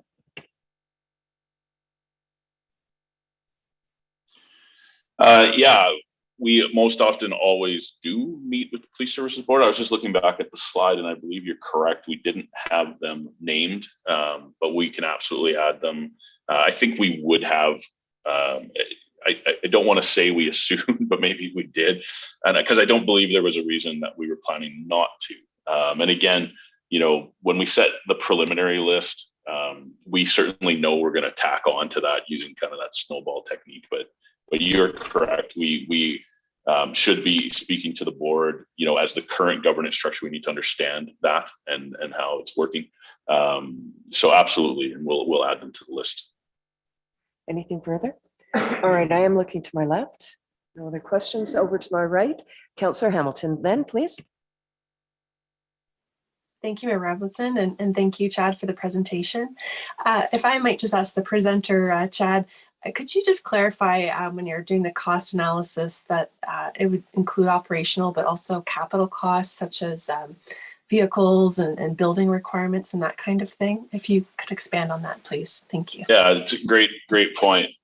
Somebody of my own nerdy accounting heart. So yeah, we include both pieces. The operating pieces are a bit more straightforward. They're what people would see on a income statement or a P&L statement. The capital stuff we include, we want to try and annualize it because we don't want it to come in lumps. So what we end up doing was, sorry, not that it doesn't come in lumps, but what we do is we make assumptions about the capital cycle. So there are certain cycles, vehicles every 30 months, and they come at a certain cost. And what we'll do is we'll start with the police service to get a sense of where, for example, if we use vehicles, where they are today. If they're all brand new, okay, we'll try and plan that out. Typically, they're fairly staggered. And what we'll see is we'll create, you know, generally accepted, you know, if West Grey is currently changing over the vehicles every 24 months, that we would probably use that. But there are some standard kind of numbers that we'll use. And I think vehicles is often 30 months is one that we'll use. There are other pieces as well, uniforms, firearms, CEWs or tasers, those kinds of things go through certain cadences. The one that is more difficult, and I know it's maybe a bit salient in this example, is building is a bit more challenging. You know, we will have an operational piece, absolutely, for repairs and maintenance, but that capital piece is sometimes harder. And that's the part that we will often try and annualize to make it a bit more palatable. Instead of having nothing, and in year 14, there's $5 million. We'll often try to annualize that a little bit, because inside of your contract numbers, there will be pieces of that built in. So we want to try and apples to apples that, if I can use that term, to the best of our abilities. But the short answer to your question is yes, absolutely, the capital pieces. Excellent. And if I might, Mayor Robinson, I have one more question. Just around engagement of the community. It's wonderful that you're engaging the community right away. I was hopeful that we would go back to the community once the information's gathered and analyzed and presented, to go back to the community and say, okay, here's information now. Here's, and then engage with the community based on the findings. Is there an opportunity for that? I appreciate the timeline's really tight too, but just to have your feedback on how you're engaging our community. Yeah, we had talked a little bit about that with the administrative team. We haven't put it into our scope, and it wasn't included in our scope, although we talked about the usefulness that you may want to do that as a municipality and as a mayor and council as well. That there's likely some value there moving forward to say, hey, here's a bunch of information now that you now have. It's, I don't mean this to, I hope this doesn't sound disparaging. It's a complex issue. And I know lots of times when folks read the report, they're like, and we're great. Excuse me, sorry about that. Time delay again, I understand. We got up to the word value, and I'm wondering if you could just backtrack and restate. Thank you. I will do my best. I barely remember at the best of times what I'm saying. So I guess, to reiterate the whole piece, we didn't include it. It wasn't included in the scope for us, but we did talk about with the administrative team from West Grey that it might be valuable for the administration and mayor and council to do a more public, session once the report is public, so folks can kind of go through it. And again, I hope this doesn't sound disparaging, but it's a fairly complex issue, and folks will. It's not always easy to say this is the right answer for me because I don't have all the information. So the report is helpful in that regard. And that's a bit of what we talked about with the CAO as well, is that might be the right timing for that too, just based upon your current election cycle and some other pieces. So no, we did not include that in our scope, but certainly it was talked about. Is that something that once the report is published and public, that would be valuable for mayor and council and administration to have more public consultation before they were to make a decision? Yes, that was discussed. Okay, that's helpful. Thank you. Thank you, Mayor Robinson. Oh, you're quite welcome. Just double checking. I'm not seeing anyone else. Okay, yep. Councillor Herger. Thank you. Thank you, Chad, for this update. It's an initial meeting and planning about how we move forward through the analysis and the communication to the public. So I am questioning just, do you actually inquire about how many OPP calls West Grey would cover? So kind of the reverse when we're. Okay, I believe that's the full question. Are you able to respond? Yeah, so the short answer is yes. So we go through a fairly robust exercise when we get the call for service data from the police service for a couple of reasons. One, we need to understand those nuances as far as the cross-jurisdictional calls and how those will get accounted for inside of a cost model. Two, when we go to input those typical historical costs into the OPP model, we really want to be certain that we have them right. So although UCR codes are universal by definition, there are some nuances as to how they get used at times. And one of my examples is police assistance, is often used as the police assisting the public, but sometimes it's used as we were assisting another police service. So we go through a pretty robust, I want to say almost line by line kind of look at it to make sure that that's accurate. We really need, your police service and municipality to be confident in those numbers when we go to use them, because people will not only ask questions about them, but you questions about them as well. So we want to make sure that's a pretty robust analysis before we go in and say, okay, here's how we're going to utilize those in these cost models to try and compare. Can you just go back to the last word? Pretty robust, and then we lost you. Sorry. So it's a pretty robust analysis then to be certain that, so when both, mayor and council and the municipality get asked questions as well as us, that we're all very confident.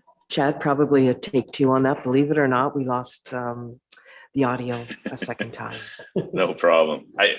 I'll summarize by saying it is a very robust look at those calls for service to make sure all parties are confident, when we go to put that in a report, that we can all say, yes, we took a look at this, we beat it up.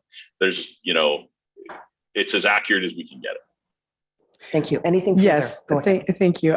Just curious, how far back on the data that's already been collected over the years do you go? So 5 years is our most often historical look, both financially and for calls for service. Okay, thank you for that information. I do appreciate that you mentioned the community safety and well-being plan and how that will fit into our service. And I imagine you're very aware of the Ontario legislation that we're required to abide by as well. Did you want to speak to that anymore, maybe, please? Yeah, correct. So we've been involved in a couple as well. We've actually helped some municipalities develop their community safety and well-being plan. Policing is only a chunk of that, but it's a very important chunk of that. So, we will want to be really mindful that, particularly when we're looking at models for their, we talked about the feasibility. We want the model to fit that plan really well. And we want what's being proposed as far as how officers are going to be deployed, where the focus is. That's, you can obviously mold that over time, but services that are inherently already aligned with your community safety well-being plan will likely be a good fit for you. Again, not that can't be tweaked over time, but we will certainly provide, some comparison of models against that to be certain that it's something that is a fit for your communities. Thank you for that information. If I could, through you, Madam Chair, to our CAO, is the timeline and the scheduling for the tenders to come in, is that all on schedule? Through Mayor Robinson, Councillor Herger, thank you for the question. I have confirmation from the OPP that their package is in the mail, so to speak. And just for council's information, when I do receive those bid packages, I'm forwarding them directly to MNP. They're not going to be opened and reviewed by staff. And I've reached out to Owen Sound to confirm that they've got everything they need. Wonderful. My last question to our CAO would be about those biweekly progress reports. Is there a way that those could be published to the community, just as we move through the October discussion, and there's going to be our consultant coming down to West Grey to communicate that to the public, that we're doing the online, there's going to be in-person opportunities, like all of those communication opportunities, even for October. And then obviously there will be a delay because they need to go away and analyze the information. But if we could do those community outreach, information pieces every 2 weeks, maybe every month. I'll let you speak to that. Thank you. Madam CAO, a response? Thank you, Mayor, through you, Mayor Robinson. Yes, Councillor Hergert, any milestones or anything that we need to communicate to the community, or opportunities to get involved, that's absolutely part of the communication plan.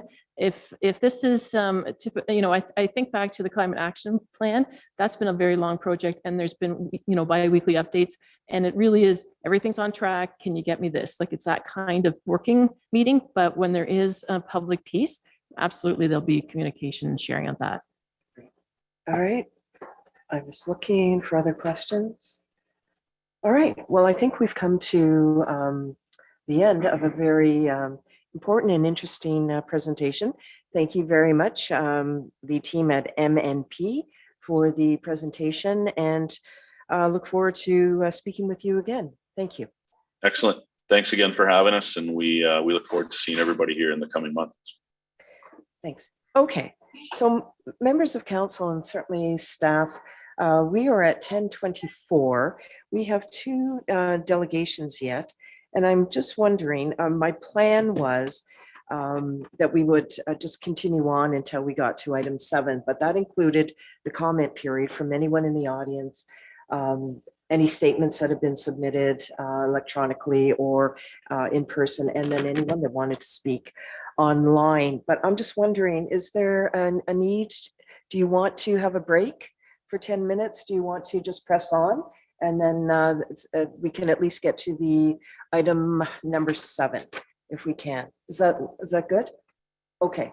And by the way, if you do need to just duck out for a moment, that certainly is fine too. And I do really appreciate that. It just holds respect for our other two delegations and our citizens that are present and also online. All right. So with that, 4.3, delegation Township of Wellington North. This is in regards to the Mount Forest Outdoor Pool and Aquatic Center. Madam CIO, do you have introduction with regard to this before we have Wellington North speak? Through Mayor Robinson, our neighbors are participating remotely, and I believe it's a member of their recreation committee and the mayor. Okay, well, good morning.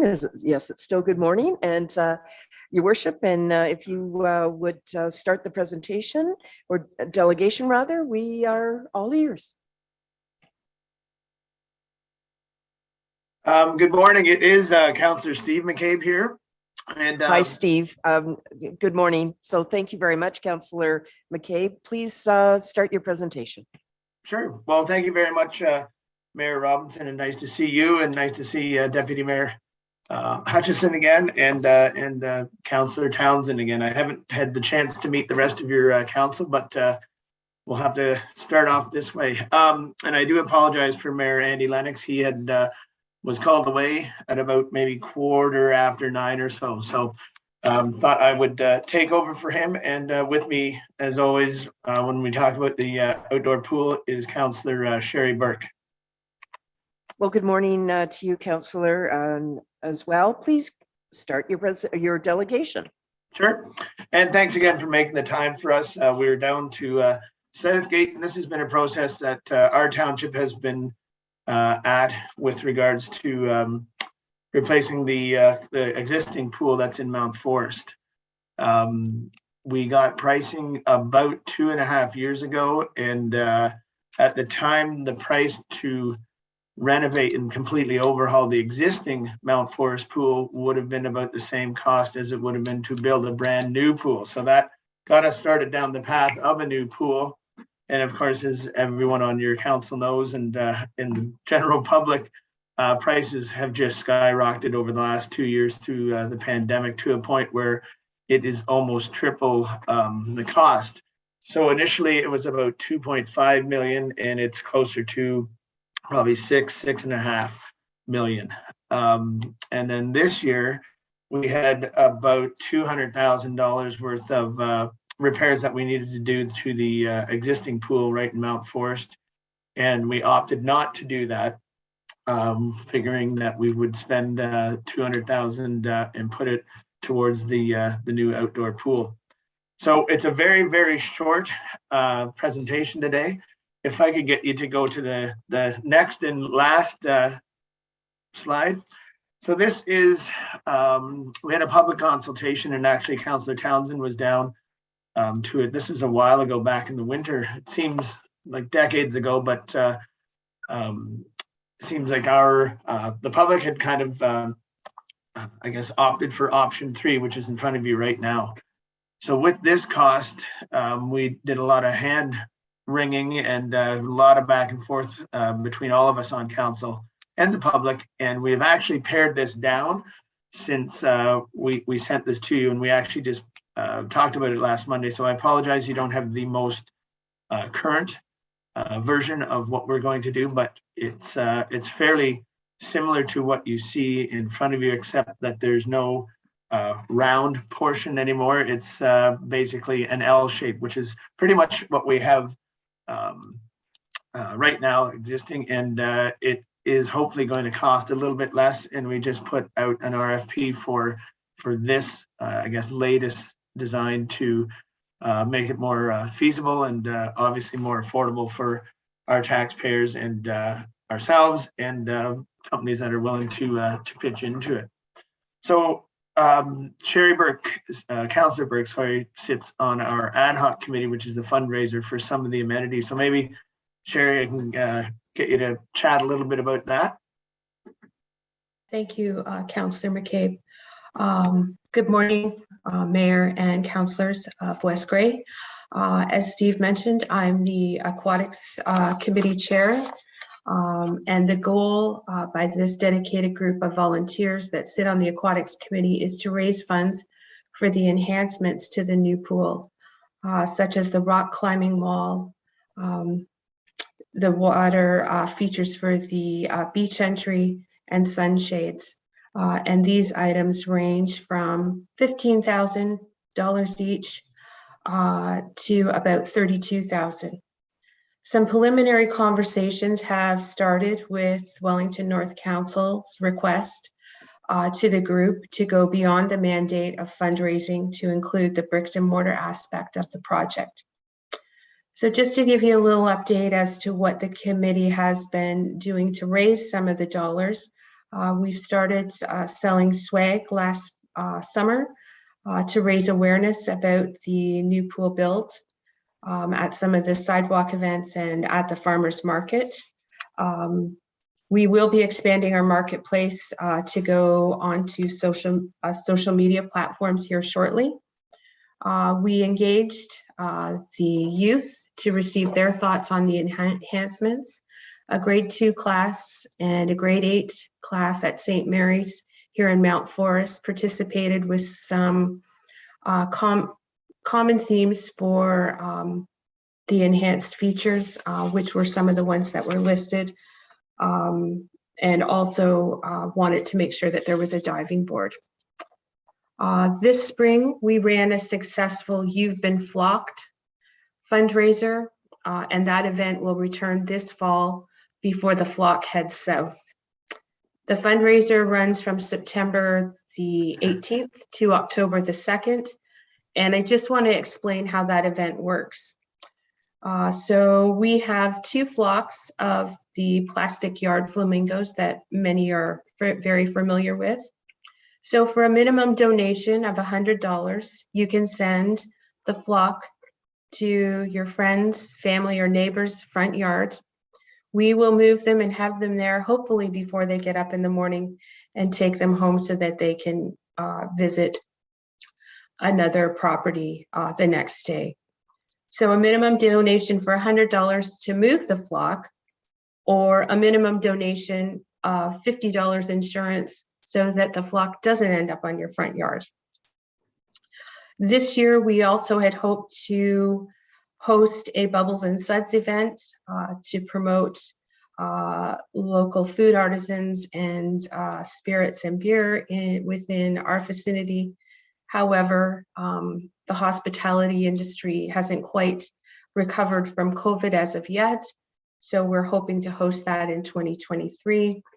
And the committee also has some other fundraising and campaign ideas in progress. So we have been working fairly diligently. This committee also were some of the folks that raised the money for the splash pad here in 2019. So this is sort of a new venture for us, but we've got a good bunch of folks, and we hope to raise some dollars for the pool. Thank you. Thank you for that, Sherry. And I guess I would be remiss if I didn't tell you where we were actually planning on putting this pool. So right now, if you're familiar with Mount Forest, the current pool is tucked in behind, I guess in between the water tower and the North Wellington Co-op. And the new location of the pool, you can kind of half see it in the presentation there on page 2, is right beside the Mount Forest Sports Complex. So we wanted to, like I said earlier, we approached Southgate. I know there's a lot of residents from Southgate come and use our pool. So we wanted to let them know about it, and I'm pretty sure there'd be some people from West Grey that have come in the past to use our pool. So wanted, as good neighbors, wanted to let you know what we're doing, seeing if we can get any help from you. And we asked, had an ask for Southgate as well. But we, as of yet, we don't know the exact price of the, I guess the final version, or the pared down version, I would suggest. So yeah, we're wanted to let you guys know what we're up to, and we're open to any questions or comments. Well, thank you very much. It's certainly.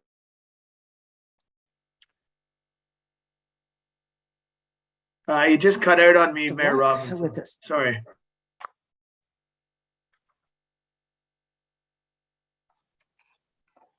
One more time? Yeah, one more time would be great. I'll close my video.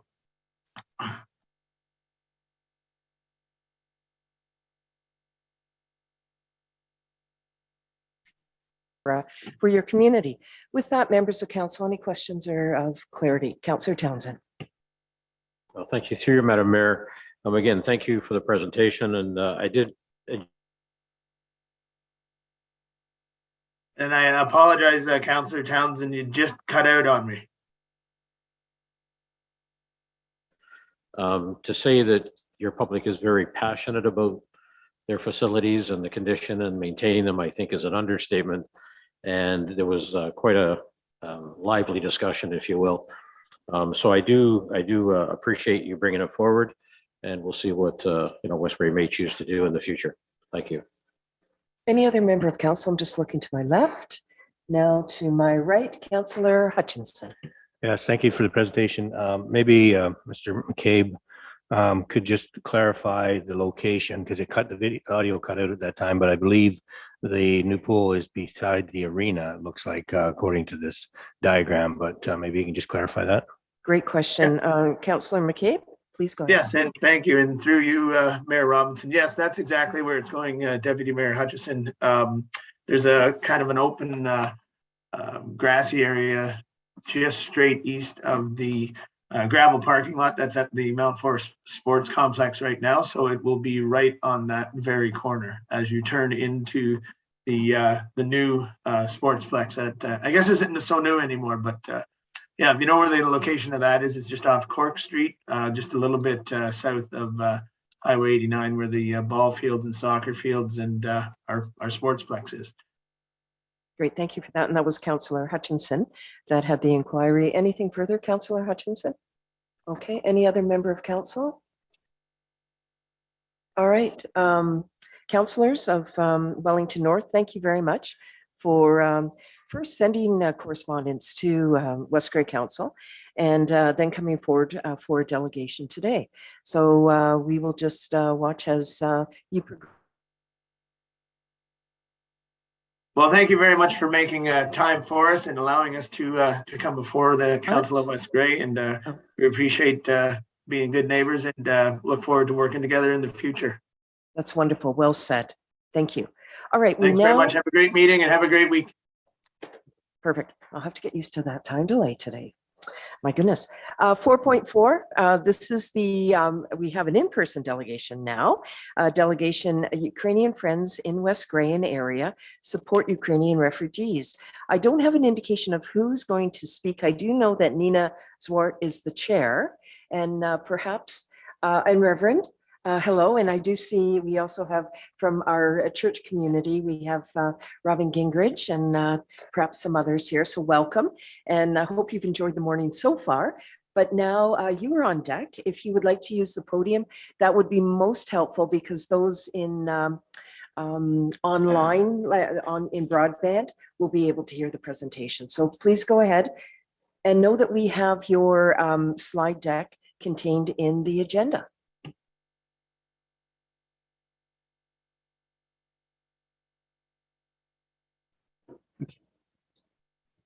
Thank you very much. We'd like to begin by thanking Mayor Robinson, Deputy Mayor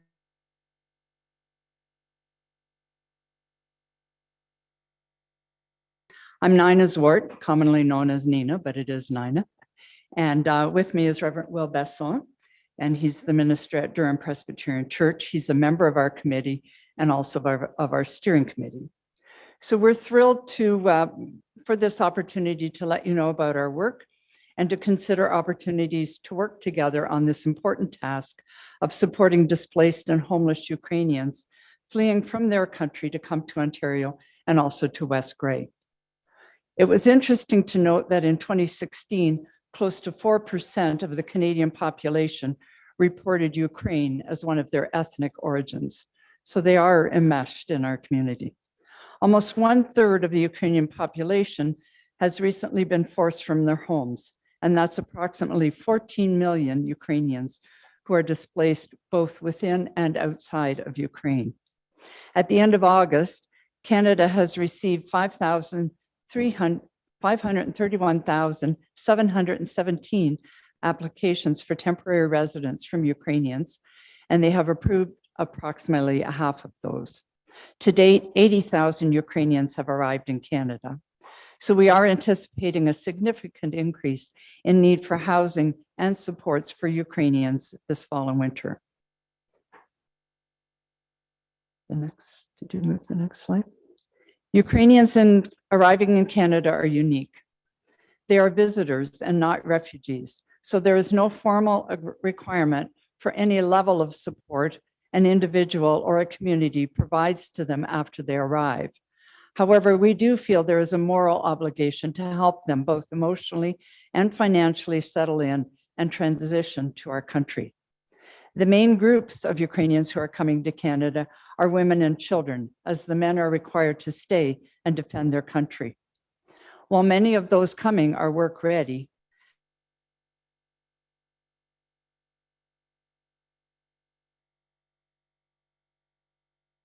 have enough English skills. We are also community-based. The Ukraine Friends of West Grey and area are a group of about 30 people who started meeting in the late spring in response to the ongoing war and resulting displacement of the Ukrainian people who are fleeing to Canada as a temporary measure. After an article in the Sun Times about our work, the interest in the community grew significantly. Our group is unique in its broad community representation, including individuals from the town of Durham and the surrounding areas. We feel strongly that the community-based nature of our committee is its strength. It is representative of the people of West Grey and area and has received significant supports in terms of time, donations, and input. We're currently finalizing a community profile of our area specifically for Ukrainians who are skilled and interested in a more rural lifestyle. There are a number of employers who are keen to be involved and to hire people coming from Ukraine, depending on their skill level and their English language ability. We are working on obtaining housing, which is a challenge in our area as well as throughout Ontario. Our fundraising efforts are well underway. A recent donations fundraiser yard sale at the Anglican Church netted $1,450. We have a commitment from a church in our area for $5,000. We had a table at the Durham Fair and received over $400 in donations there, and a fundraising Music in the Park in Harriston this past Friday night raised awareness and also generated $400 in donations for our work. Many local people have offered financial and volunteer assistance as we move forward. Members of council, honorary mayor, like you've heard, we are a group of about 30 volunteers that works together in the Ukrainian Friends in West Grey and area as an organization. Our leadership is from a steering committee that consists of 6 people, and we are represented in different work groups. We work together on the areas of housing, financing and fundraising, transportation, healthcare that would be needed, employment, education, and communication and language. These working groups will provide the foundational supports to address the needs of people coming here from Ukraine. There's also numerous volunteers that's willing to help us with fundraising, and we've been overwhelmed in this area in the support we've got this far. We have also linkages with the county and provincial organizations and collaborated with them. We have linkages with the welcoming communities and West Grey local immigration partnerships. They've attended some of our meetings and provided us with good inputs on the way forwards. And we also had conversations with the Grey Bruce Settlement and Language Services. Several of our members participate in a monthly newcomer and host support network of Grey Bruce.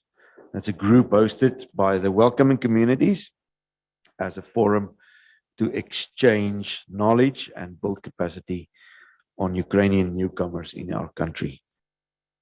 We are also connected to an organization called Canadian Ukraine Immigration Aid Society. They do screening of Ukrainian newcomers and matches them with potential host communities, and also with Rural Initiative Ontario. That's an organization that builds capacity for immigrants in the rural areas of Ontario. Grey Bruce has seen several groups who have worked together to bring displaced Ukrainians to this area. The Chapman family, well known, has been instrumental in the Ukrainian village in Owen Sound. Maybe some of you have heard of that, which is a great model of collaboration between the Owen Sound Town Council and the Chapman organization. Grey County Cares in Flesherton, that's an organization, Grey County Cares in Flesherton and Grey Highlands, are actively supporting 35 Ukrainians at this moment. Sogin Shores and a local church there have connections to Ukraine, and they have come together successfully in collaborating with business and individuals in that area to support 13 families to relocate to the area. Each community has its own unique characteristics and strengths to build on the way forward. So then let me just say something about the last bullet on the screen, Ukrainian visitor status. So it is important to understand that Ukrainians coming to Canada do not come here on refugee status. They are arriving here with a special 3 years visitor's visa. When they are approved to enter Canada, they are eligible for, it's called Canadian Ukraine Authorization for Emergency Travel Visa. So then they come here on that visa, and they are eligible to apply as a visitor, a worker, or as a student. And they are allowed to remain in Canada for 3 years with the possibility of extension after that. This also means that when Ukrainians arrive in Canada, they don't have permanent residency status, and therefore are not eligible for standardized social assistance. The Canadian government is providing one-time payment for Ukrainians. That's $3,000 per adult, $1,500 per child, to assist them with the basic needs while they settle. They are also eligible for OHIP, and if they have a work permit, they are allowed to start work immediately. There are also requirements to have medical examination completed shortly after their arrival.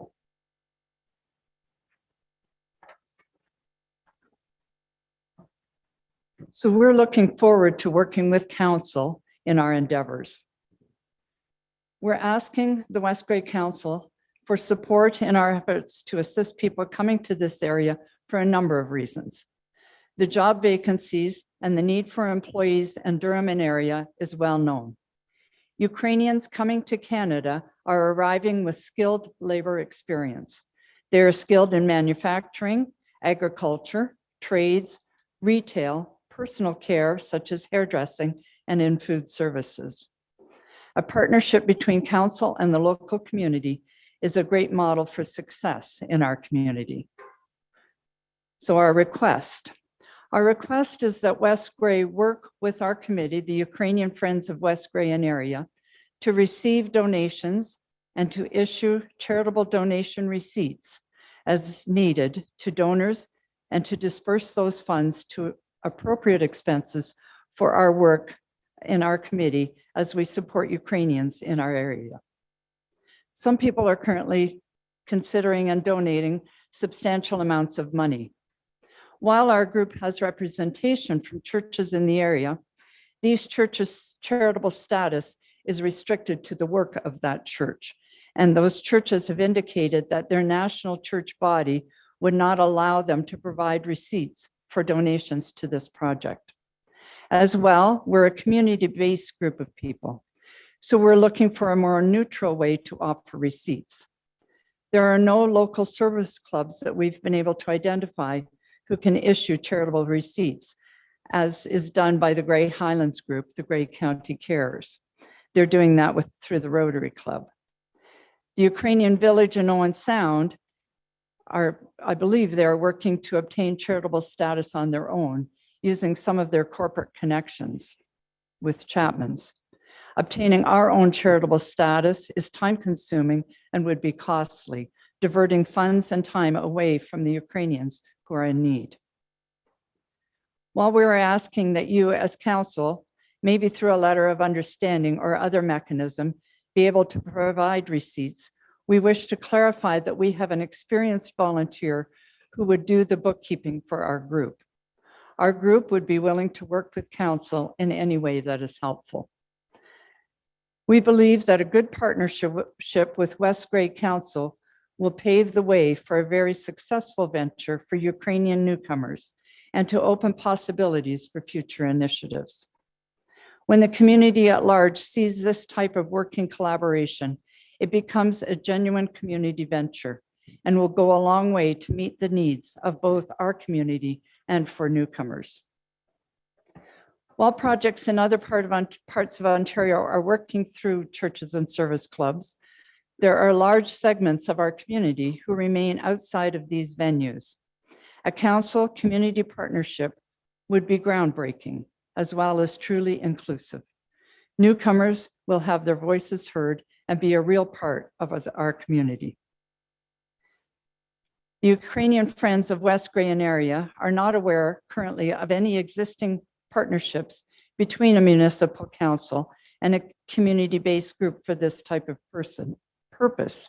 So this project would be innovated as we break new ground together and do more together than we can each do on our own.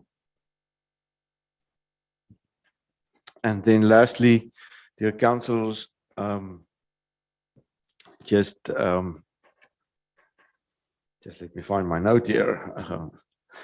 Just as an addition to that, the financial support, we are asking you to consider other ways that you can be of help too. We would like to ask the question about housing. Is there maybe a possibility that we don't know of, that we're not aware of any facility in the area that might be used to house a family that comes here? So as you're aware, housing is a challenge in this area at the moment. And then employment, is there any employment opportunities available, job opportunities or funding for training that's available through council? And then lastly, if you would be so kind to consider supporting us financially in some other way, we'd appreciate that very much. That is the end of our presentation. Thank you very much for the opportunity. Well, thank you very much for both of you for coming forward. So Nina Azurta and Reverend Bresson, we very much appreciate that that you've brought this most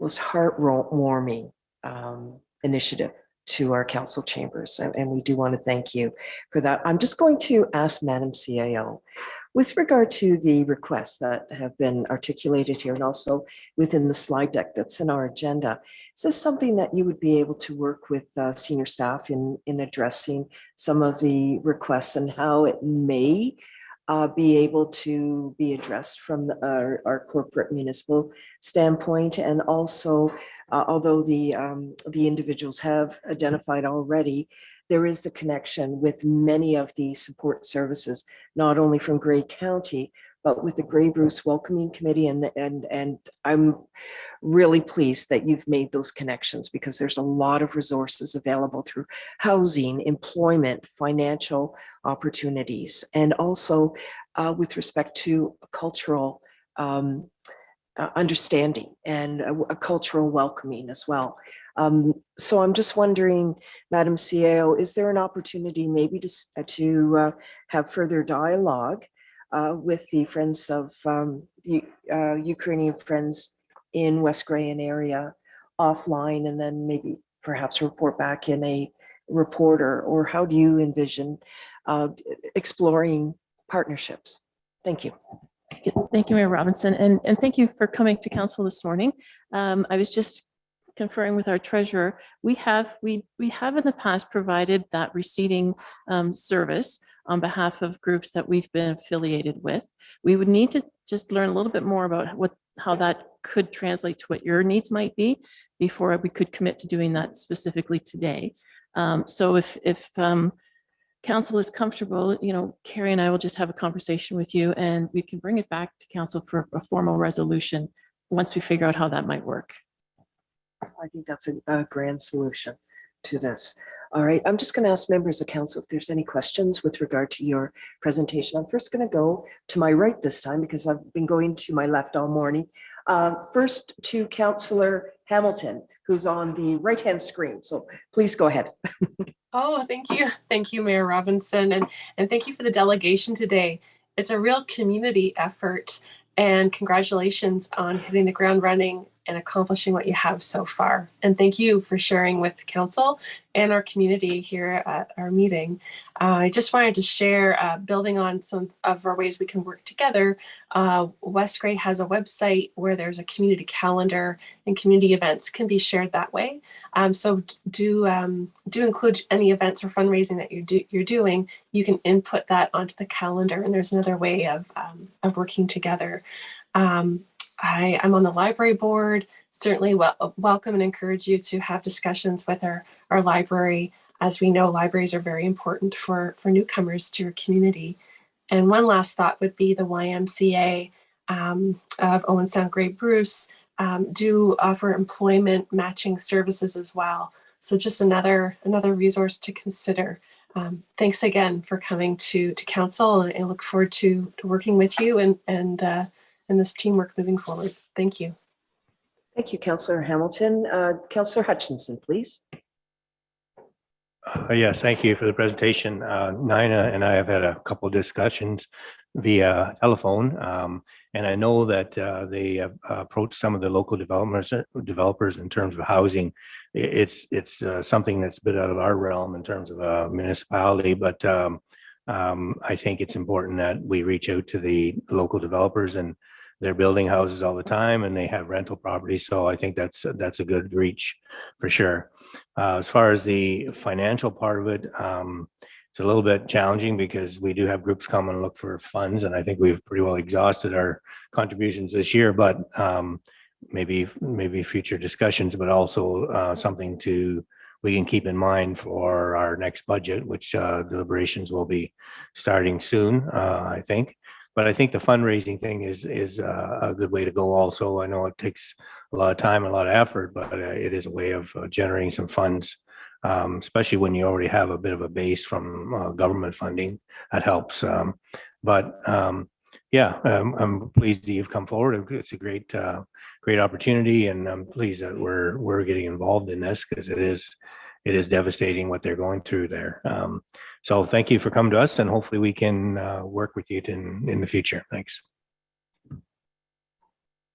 Thank you very much, Councillor. Anyone else on my right-hand side? On my left-hand side, Councillor Hergert and then Councillor Shea. Thank you. Thanks for the presentation.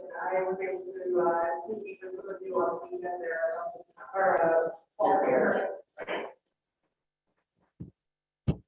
Thank you for your presentation.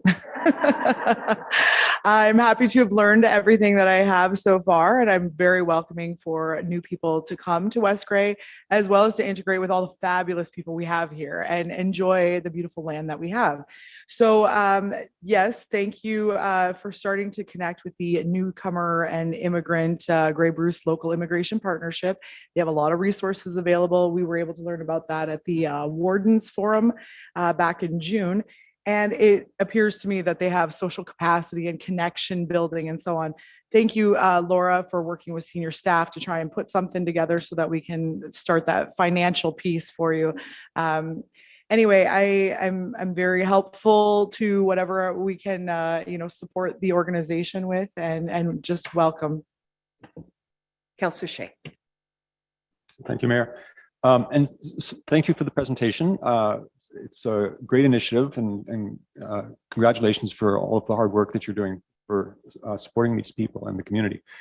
As part of the, through you, Mayor, to the CAO, as part of the discussions that you're going to be having, I presume you will be informing this group about the mechanism for grants to organizations and how they would be able to apply as part of next year's budget, and this general scope and range of the size of those grants. Thank you. Thank you. Anything further? Councillor Town. Thank you very much, Madam Mayor. Yes, I just want to add my thanks, but also I'm wondering if during your discussion, Madam CAO, with the group and looking at the admin side of it from a financial perspective, whether or not you could look into where we are in finances and whether there is an opportunity rather than waiting till 2023 to make some dollars available. And that doesn't say that they are available, but if there is an opportunity, if you could bring that forward as well, that would be great. Thank you. All right. Is there any other member, Deputy Mayor Hutchinson then? Thank you. Thank you, Mayor Robinson. I had my hand up. I guess I didn't go high enough for you. So yeah, that's fine. Yes, thank you for your delegation. And it was a pleasure meeting with you on this past weekend and bringing some of the awareness that I knew there was some activity going on, but it certainly, I took your brochure. We had a couple minutes conversation and learned a lot more. A couple of my questions have already been asked, so I'm not going to repeat them, but another outlet that I know is through the Chamber of Commerce. We do have a calendar in there, so it's not a bad spot. There's like, they get quite a few hits a month, so maybe you might want to reach out to the chamber and just get some alerts on there as well. But best of luck on your ventures, and I look forward to further information. Thank you. So we will have staff connect with you for more of a discussion and how we can establish the partnership. Please keep in touch with us. We would be very pleased to know when a family has arrived and the success stories around that, and if there happens to be multiple families. So I really applaud, we really applaud your initiative and further instilling that this is a welcoming community. Thank you very much. And on behalf of our committee, thank you very much for listening and for all your interest. Thank you very much. Thank you for your comments, and I'm always encouraged to drive by and see a Ukrainian flag on the flagpole. So appreciate that, Reverend. Thank you. All right, we are on item number 5, which is public meetings. For this particular agenda, it is an NA. Item number 6. Comment period. In accordance with the West Grey procedural bylaw, comments may be made to council with respect to a specific agenda item. A maximum of 2 minutes per person is allotted for comments, with a maximum of 10 minutes in total for the comment period. So I'm first going to ask in the audience, is there anyone that wishes to address council on a particular item? I'm just looking. Okay, Bob Weirmeyer, good morning. Please go up to the podium.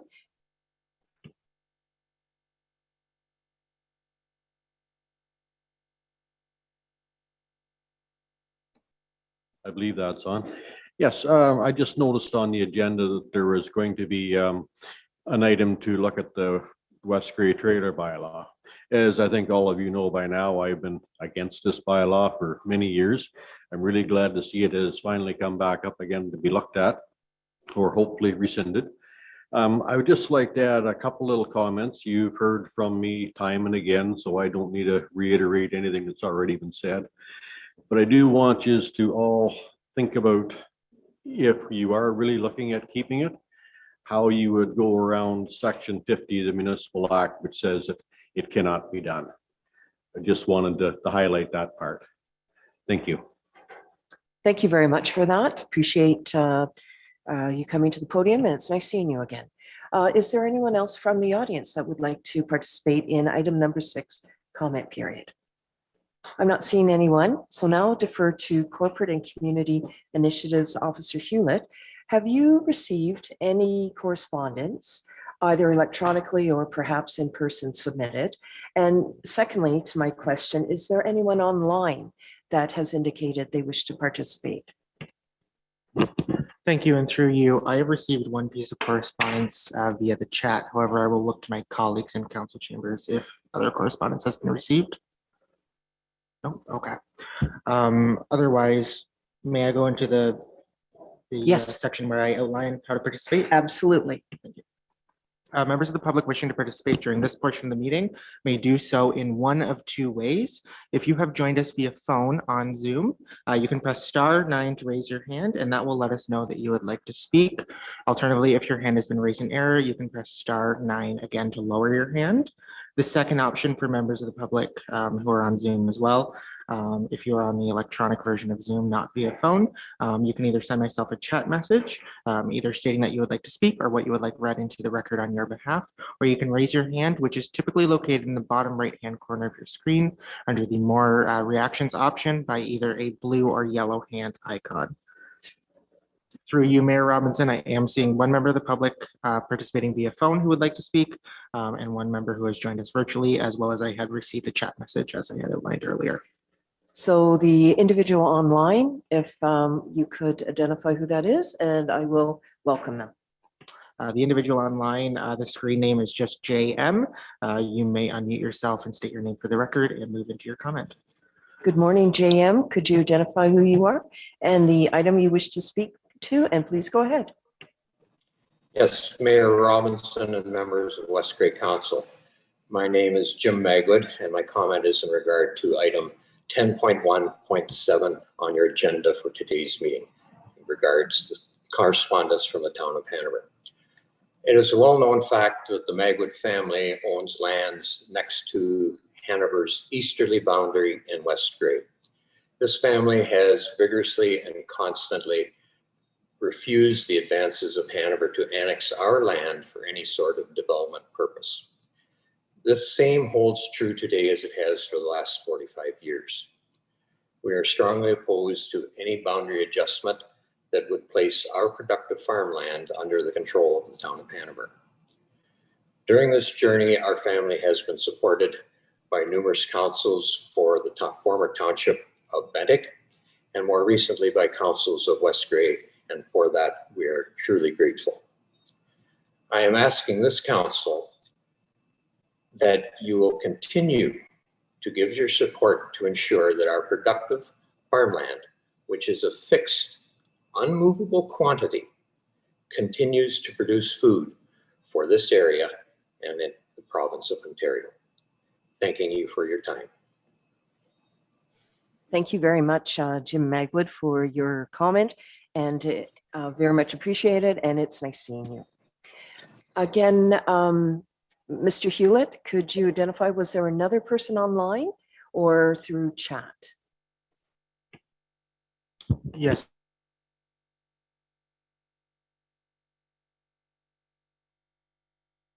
Certainly, and do you have an indication of the name or initials? Or I have, number? no indication to the name. However, the last 3 digits are 321. You may be receiving an audio prompt to unmute yourself, which would be *9. Your mic is now live. If you could state your name and your comment for the record.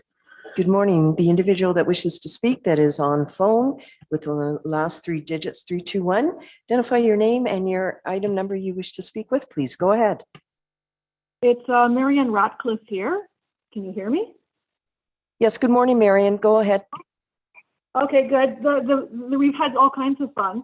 I wish to speak on, very briefly, on 3 items. One, I'd like to voice my appreciation for the presentations and delegations today. They certainly gave us lots of opportunities for the community to get involved in making this a better place to live.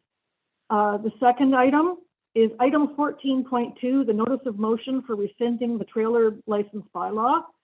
I seem to remember that this license was imposed to help cover the cost of emergency services and other municipal services here in West Grey. So I would be interested to see how that would be dealt with in this discussion.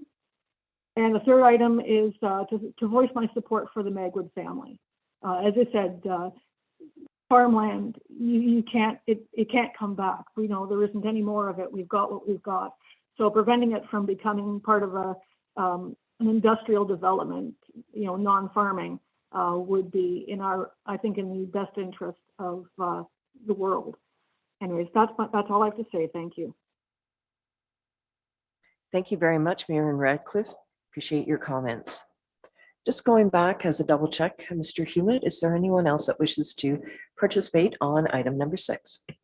Through you, Mayor Robinson, that concludes the members online. However, I do still have that chat message. Please proceed with that.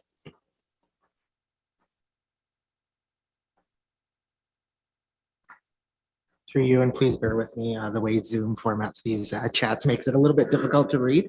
However, this chat message comes from Susan Papineau. The police issue is a very, very important matter to the community. The community feedback is essential. I understand that the public survey is to be available online with hard copies available at libraries, the municipal office, and the community center. There are many people in our community who do not use the internet or have poor connection available. These residents may not even be aware that the survey is available. This was very evident when the Durham and Newstead official. This was very evident with the Durham and Newstead official plan survey. I believe that the issue and the feedback from the community warrants mailing it to each household in West Grey, giving equal opportunity to all residents to have their opinion heard and recorded. Transparency and public involvement are key to the best decision being made by our elected officials. And again, that was submitted by Susan Papineau. Thank you, so noted, and thank you very much, Sue Papineau, for your comments. Just as a last double check, Mr. Hewlett, is there anyone else online or in any of other venues? Just taking a quick review of everything I can see on my screen. That does conclude the members of the public that I can see. All right, thank you. Item number 7, unfinished business. For 7.1, I've just read this into the record. 7.1, report from closed session, August 9th, 2022. Council met in closed session for the purpose of addressing personal matters about an identifiable individual, including municipal or local board employees, and litigation or potential litigation, including matters before administrative tribunals affecting the municipality or local board, and to receive information explicitly supplied in confidence to the municipality or local board by Canada, a province or territory, or a crown agency of any of them. The closed meeting on August 9th, 2022 went to curfew as set out in the procedural bylaw. The closed meeting adjourned at 1:30 p.m. All right. Well, I'm just going to double check. Members of council, it's 11:13. Are you at all interested in a break for 15 minutes? We've worked really hard. There's a lot of delegation, a lot of information. We have people in the audience. So let's, I see a lot of nods through the horseshoe here. 11:13, let's just have a brief recess to 11:30, and we'll see everybody back for 11:30 sharp. Thank you. Enjoy your break.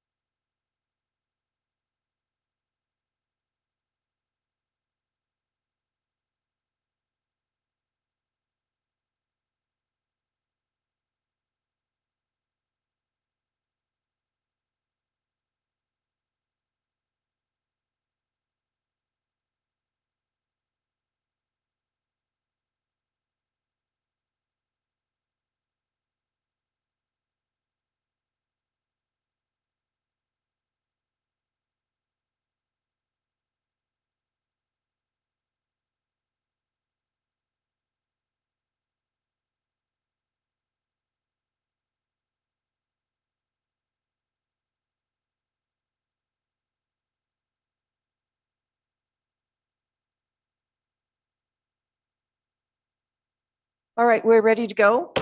I'm calling our meeting back to order. We are on item number 8. We have all of our members of council here. We have staff. On item number 8, adoption of minutes. So members of council, I'm just going to read through the item numbers and their title and ask at the time, right as of now, are there any questions or comments or concerns regarding each of the items? So as I call it forward, raise your hand if you do. So 8.1, August 8, 2022, public meeting. Councillor Hergert. Yes, on page 60 of the 212-page agenda, I have the P25 2022 resolution. In there was a recorded vote, and actually my name was excluded from the recorded vote. And so I just want it clarified who was in favor and who was opposed, because the motion was ultimately defeated. I would like my name recorded. Okay, so I'm just looking at the in the top right minutes corner, it as says well. page 53. As well as we make sure that our staff are aware of it. So it's not page 60, it's page 53. In the electronic version, it's page 60. On the printed copy, it's page 53. Oh, thank you for that.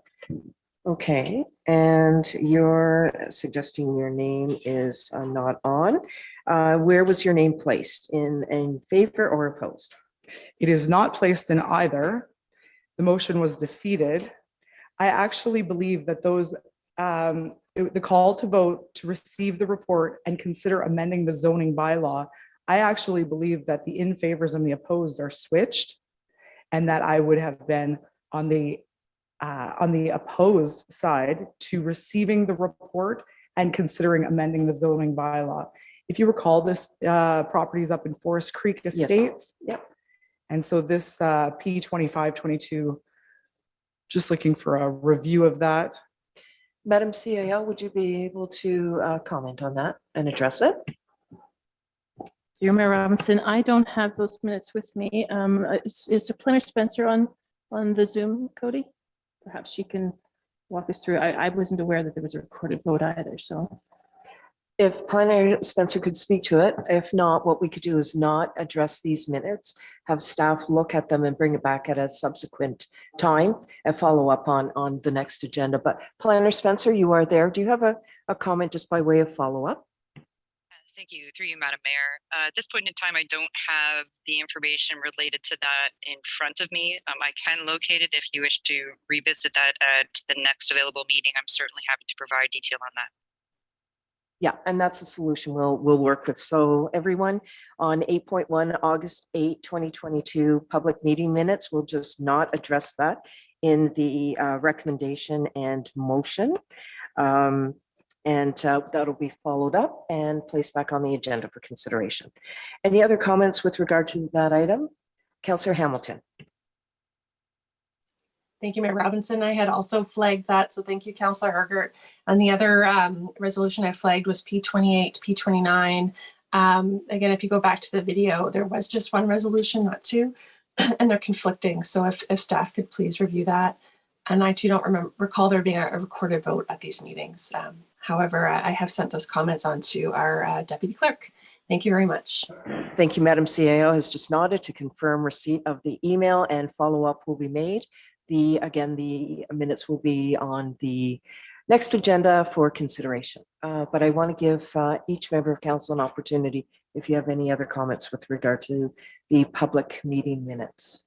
Seeing none, we'll go on to 8.2, August 9, 2022 council meeting minutes. Councillor Townsend.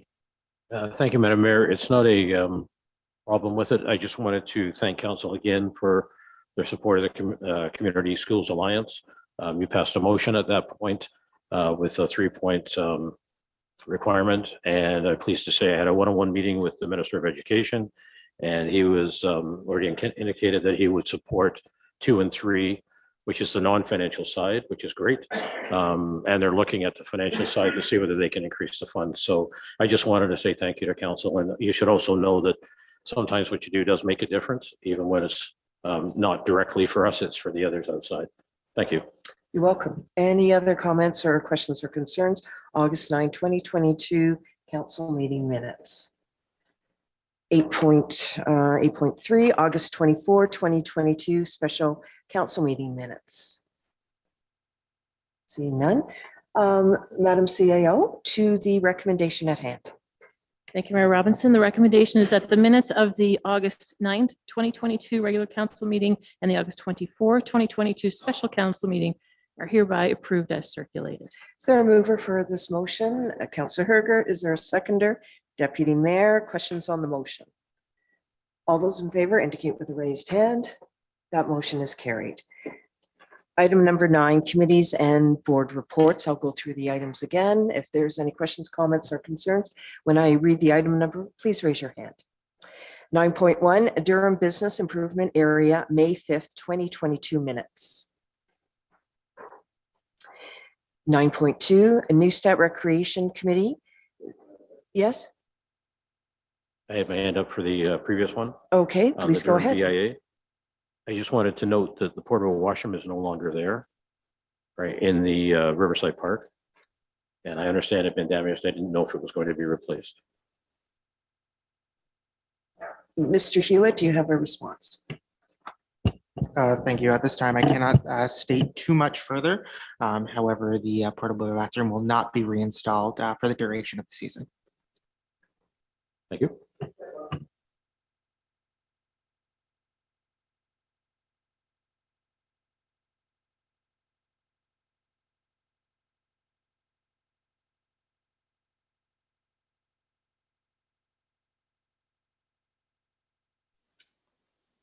Point of order, Mayor Robinson, your audio's not coming through. Thank you. Thank you for that. So I am going to go back. 9.2, Newstead Recreation Committee, June 7th, 2022 minutes. 9.3, Durham Business Improvement Area, June 14, 2022 minutes. 9.4, Saugeen Mobility and Regional Transit Board, June 24, 2022 minutes. 9.5, Ayton and Area Recreation Advisory Committee, June 29, 2022. 9.6, Grey County Joint Accessibility Advisory Committee, July 13, 2022 minutes. 9.7, Climate Action Advisory Committee, July 19th, 2022 minutes. 9.8, Durham and Business Improvement Area, August 18, 2022 minutes. And 9.9, West Grey Economic Development Advisory Committee, August 22nd, 2022 minutes. Councillor Townsend. Thank you, Madam Mayor. I just wanted to give a quick update that as a result of that meeting, there has been a meeting of the businesses in Newstead. It occurred on August 29th. And they want to be very actively involved in that. And I think that was mentioned at the Economic Development Committee, so that shouldn't be a surprise to anyone, but just so you know that they're going on. Thank you. Thank you. Madam CAO, to the recommendation at hand. Thank you, Mayor Robinson. The recommendation is that the minutes of committees and boards are hereby received. Is there a mover for this motion? Councillor Hamilton, and a seconder, Councillor Hutchinson. Questions on the motion? Seeing none, all those in favor indicate with a raised hand. That motion is carried. Item 10, correspondence, 10.1. These are items requiring action.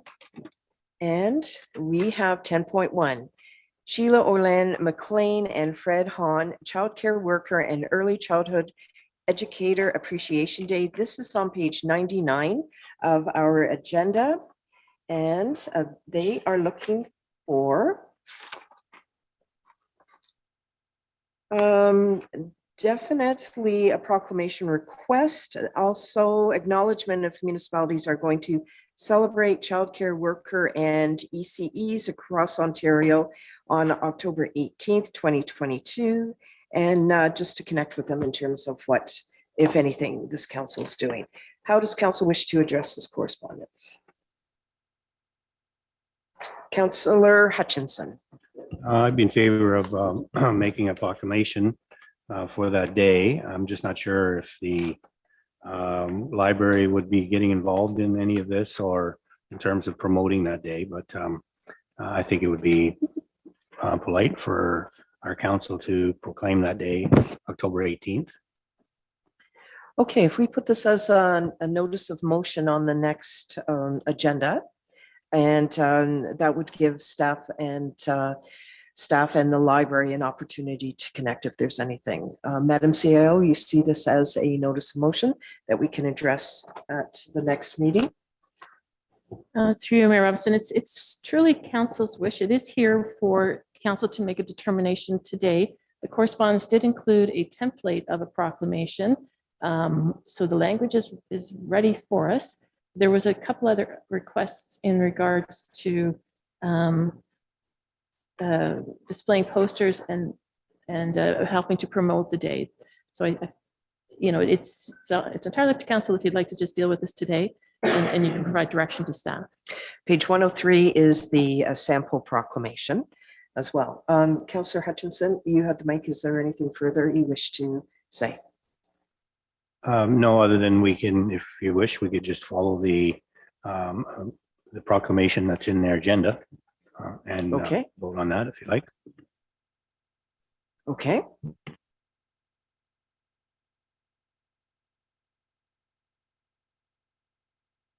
Councillor Herger? Yes, I would second the proclamation. Just to be sure, Councillor Hutchinson, are you moving the motion on the proclamation? Yes, I'll move that motion. Thank you. Madam CEO, do you have everything you require on the proclamation? Is there anything further? Through you, Madam Mayor, I could read the entire proclamation, or I could put this motion forward, moved by Councillor Hutchinson, seconded by Councillor Hergert, that council hereby declares, I'm just flipping between screens, October 18th, 2022, as the 22nd Annual Child Care Worker and Early Childhood Educator Appreciation Day. And then the proclamation could follow from there. Is council satisfied with that?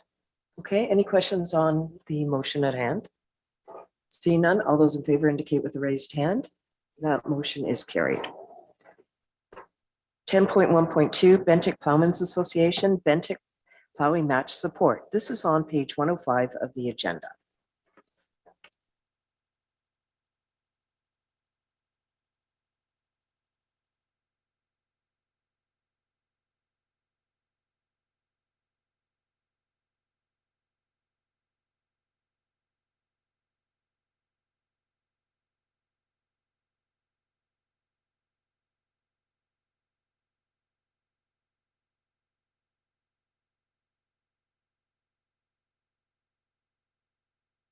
We have not received a request until now from the Bentic Plowmen's Association.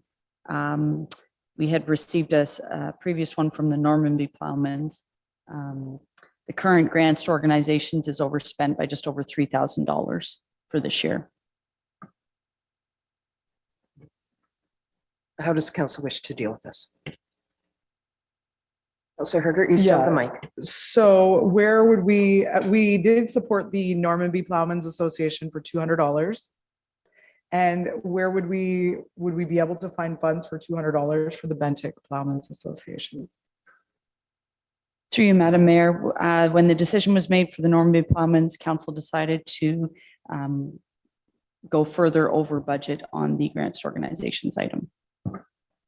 So I would move a motion that we donate $200 to the Bentic Plowmen's Association to match the same effort from Normanby. And we'll see who the better plower is.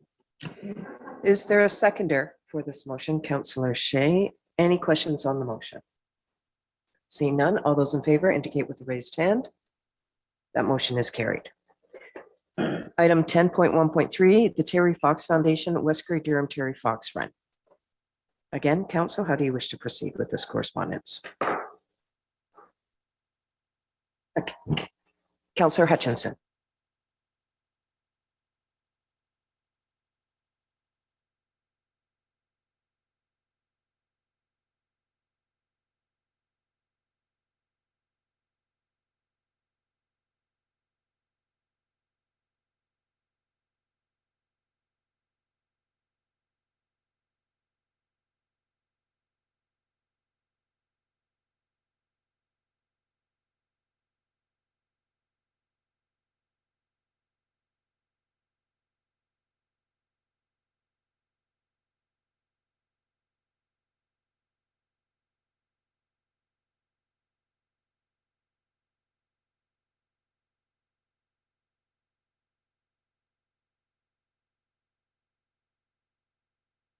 maybe a flag.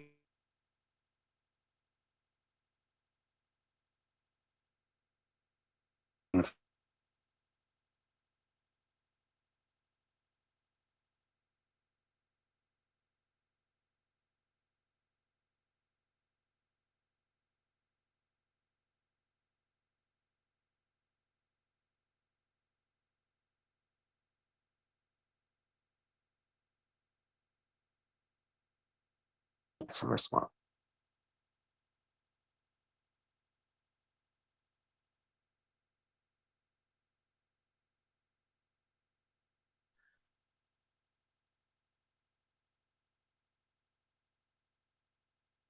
We are back up and running on Zoom.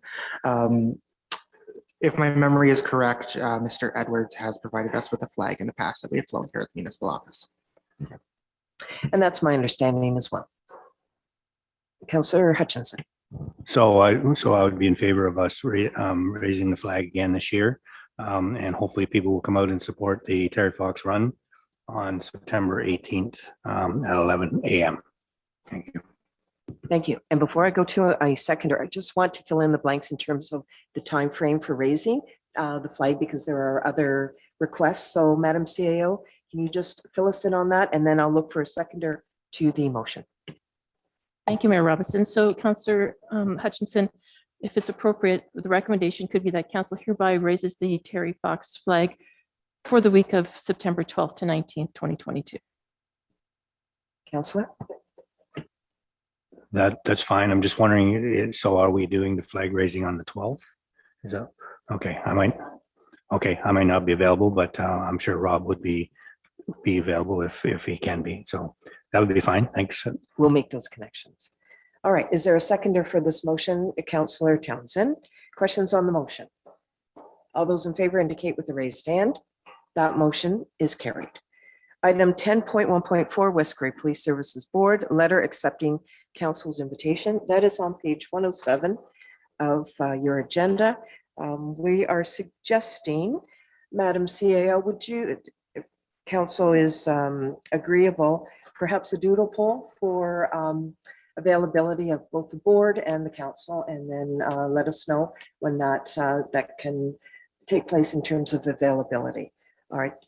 Does anyone else wish to address this matter on the item?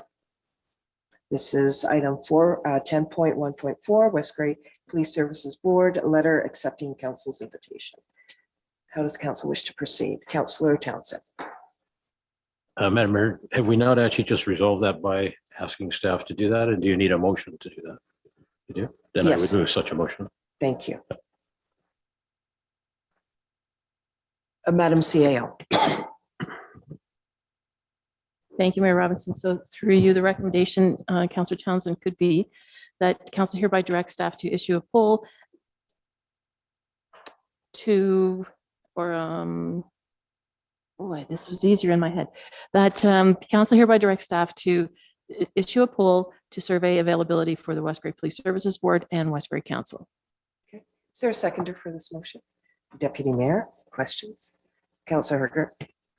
I do have a question about the process of having a meeting with an organization that we actually are in a tender process with. And I'm not sure how that works. And I would look to our CAO for that clarification. Thank you for the question, thank you for the question, Councillor. Madam CAO.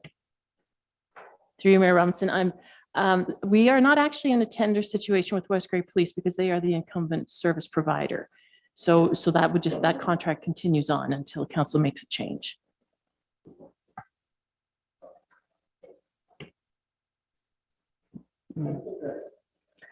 As chair of the Police Services Board, would you be able to know maybe when we could get together? We did have this organized for July, so now we're September. So when do you think or foresee this could be possible? Oh, sorry. Thank you. It would have to be through a poll to ensure availability for everyone. That is the fair process for it. And that's the motion that is before us. Anything further? Could you please read the motion and then I'll call the vote? Thank you. Through you, Mayor Robinson, moved by Councillor Townsend, seconded by Councillor Hutchinson. No, sorry, Deputy Mayor Hutchinson, that council hereby directs staff to issue a poll to coordinate a special meeting between the Westbury Police Services Board and Westbury Council. All those in favor indicate with a raised hand. That motion is carried. 10.1.5, Branch 308, Royal Canadian Legion, request for recognition of Legion Week. It's on page 108 of your agenda. Council, how do you wish to proceed with this correspondence? Councillor Hutchinson. I think it's one that we basically received for information, but I was going to make a note of it that unfortunately, the time that they're having their luncheon and their cutting of the ribbon is exactly the same time as the Terry Fox run, which unfortunately is an overlap because I think there will be some similar people. So I don't know whether there's any way that things could be juggled, but I think it's great news that they've done some renovating and they want us to participate, but it's unfortunate that there'll be people that can't make both. Yes, very good point for mentioning that as well. All right, so any action? Councillor, how do you wish to proceed? Councillor Townsend. Thank you, Madam Mayor. There is a request also to raise a flag and recognizing that we've already done the Terry Fox for the 18th or 19th, was it? Then perhaps we can do this one for the following period, right up till the, wherever here, 24th, right? Not to overlap, if that would be acceptable. Okay. Madam CIO, comment, and then I'll look for a motion.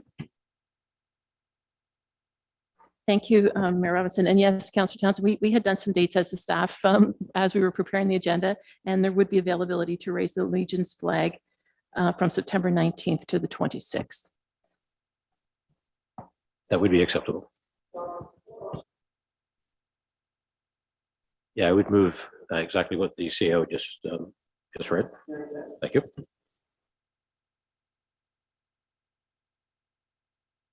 Pardon me. Very good. Thank you for moving the motion. I'll ask Madam CIO to read that back for clarity and then ask for a seconder. So Councillor Townsend, the recommendation moved by Councillor Townsend that council hereby raises the Royal Canadian flag in recognition of Legion Week from September 19th to September 19th to September 26th, 2022. Okay with the language? All right. Is there a seconder? Councillor Hergert, questions? All those in favor indicate with a raised hand. The motion is carried. 10.1.6, a Special Olympics Ontario South Saugeen request to waive ice fees. This is on page 109 of your agenda. And I do want to mention that there is an operational request. So that is left with Madam CAO and staff in terms of storage of mats, etc. But there is a request for council, and that is the waiver of fees. So I just draw council's attention to that. How does council wish to address that? Deputy Mayor. Thank you, Madam Mayor. I would move that it's my understanding they need the ice for all of an hour, maybe an hour and a half. So I would move that we would waive the fees for that hour and a half for this event to take place. Thank you. Thank you. Is there a seconder to, actually, Madam CAO, would you mind reading the motion back as just to be consistent, and then I'll look for a seconder. So Deputy Mayor, the recommendation would be moved by Deputy Mayor Hutchinson that council hereby waives the fees for 1 hour to 1.5 hours for the Special Olympics Ontario South Saugeen Group. Yeah, and yes, that would be what I move, but I'm still not clear on the time, and I'm just in passing. That's what I came to. So that's where it's a little confusing. Do we go maybe up to 2 hours to kind of cover it? Again, I was brought to my attention it's an hour and a half. So do we go to 2 hours maybe to cover it? So through you, Mayor Robinson, and Deputy, I haven't had the opportunity to get clarity on this, and Mr. Hewlett was away when this correspondence came in. Perhaps our director, Glazier, would know a little bit more detail, but I had a feeling it was a little bit more frequently than just a 1 or 2 time session. Okay, Councillor Hergert. Yes, in the letter, it talks about Wednesdays at 4 p.m. So Wednesdays at 4 p.m. indicates more frequently. Madam CIO, can you perhaps provide some other comment on this?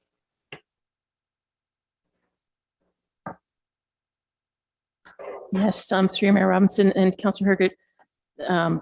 We are also of the mind that it's not just one Wednesday, it's a series of weeks.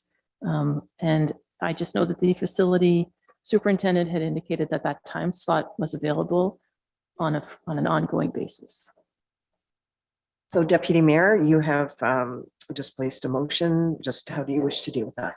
Okay, so based on what I know about minor hockey, I would say that we would, I would move that we would waive the fees on Wednesdays from 4 to 5:30 when hockey resumes its play on an ongoing basis or for the duration of their request. Thank you. Thank you. We'll just take a moment so that Madam CIO could write down that motion and read that back, and then I'll look for a seconder.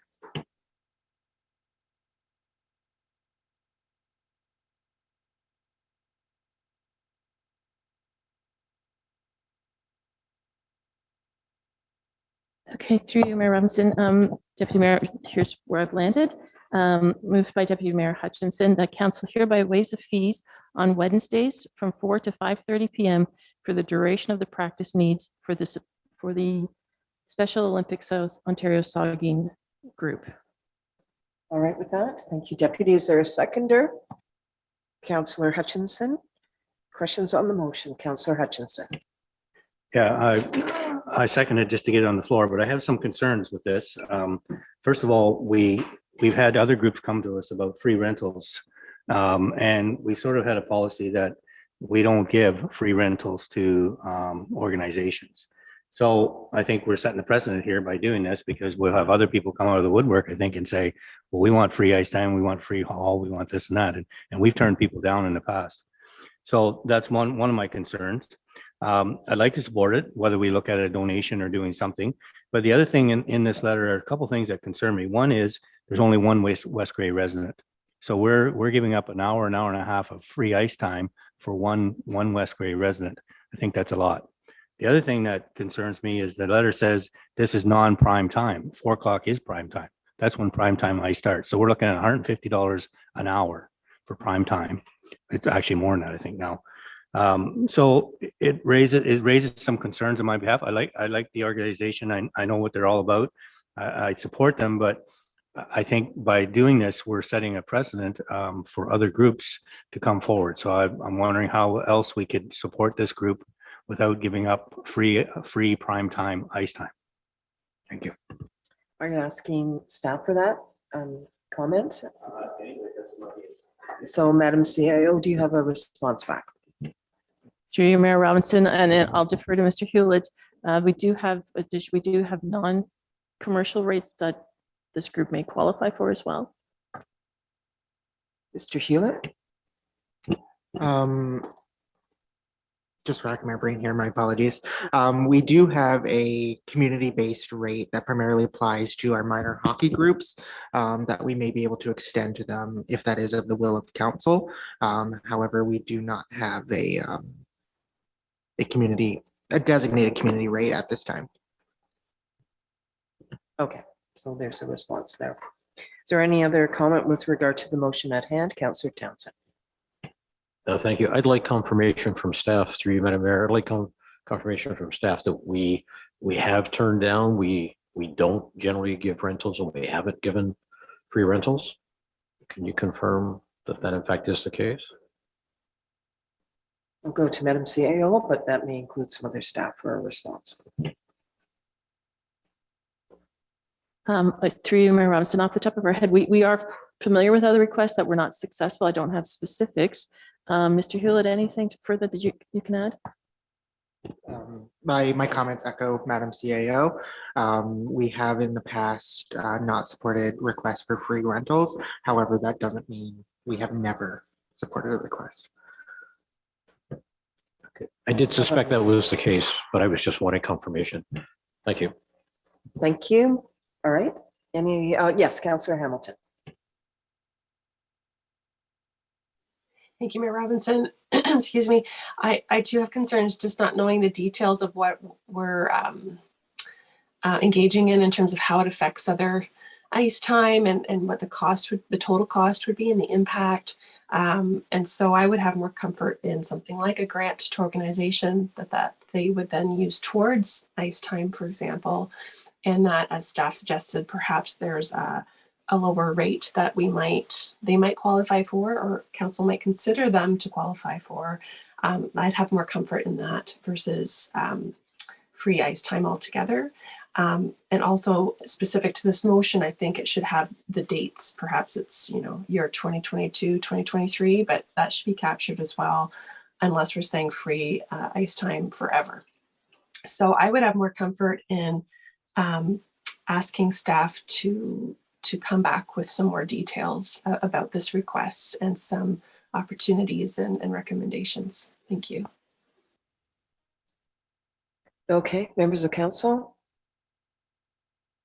So what we have on the floor, Madam CIO, could you read, and we'll take it from there.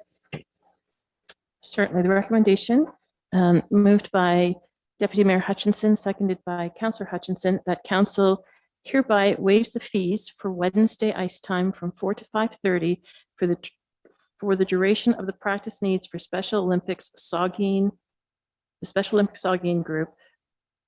And Councillor Hamilton was proposing an amendment to add for the 2022-2023 season. And the mover and the seconder were okay with adding that on? All right. All right, we heard the motion. All those in favor indicate with a raised hand. Okay, Deputy Mayor, you have a question? Yes, please. Could you repeat the motion again? Because I kind of, sounds like it's a completely different motion. I'm sitting here going through it. Thank you, Madam Mayor. Certainly.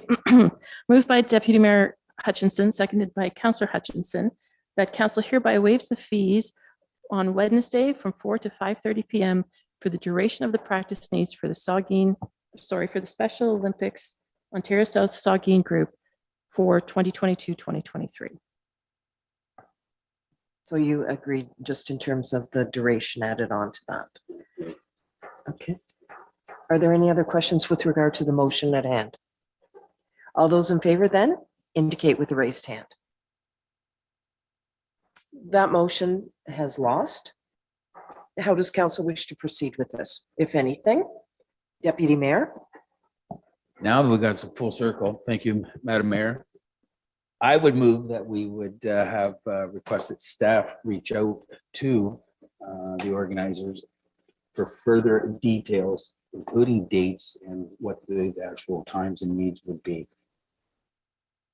Okay, we'll have the CAO write that out and read that back, see if the language is fine with you, and I'll look for a seconder. One moment, please.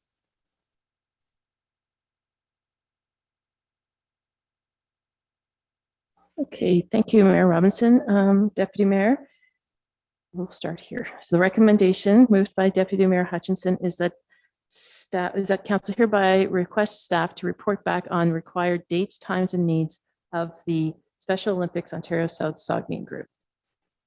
Okay, with the language. All right, is there a seconder? And that is Councillor Hutchinson. Questions on the motion? Councillor Townsend. Yeah, I'm wondering if we couldn't also include that staff will find out sort of the other, like propose the other alternatives, if you will, of a lower rate and those kind of opportunities we talked about earlier in the conversation. Is there a way of including that to for us to give that approval rather than you have to come back again and say, okay, here's what I know, will you approve the rate? All right, can we include that to offer the lower rate? Madam CEO. Through Mayor Robinson, I believe they would qualify for the rate and we wouldn't need direction from council for that piece. We would just have that conversation to find out what the frequency is and how long they need the ice. And then that would be the calculation we would use to report back to council. Thank you. Thank you. Any other questions, Councillor Shea?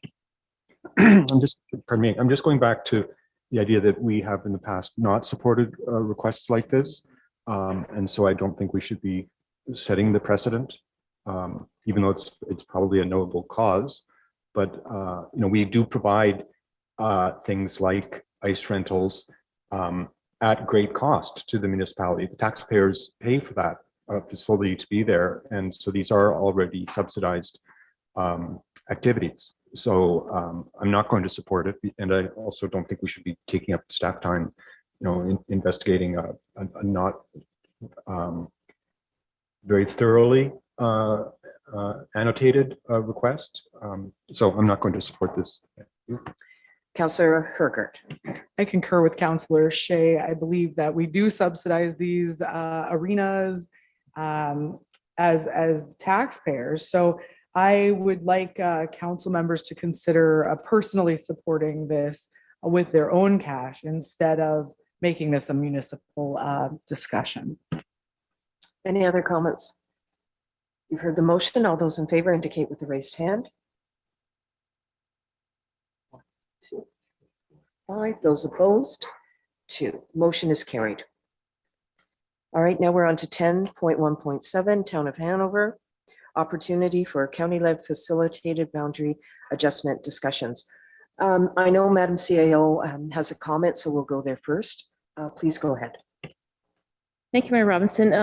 Just for councils, as you consider this request from our neighbors in Hanover, under the Municipal Act, I just would like to remind everybody that we are officially lame duck now. And under the Municipal Act, conversations, negotiations, boundary or property discussions won't be able to be led to a decision from this council under that legislation.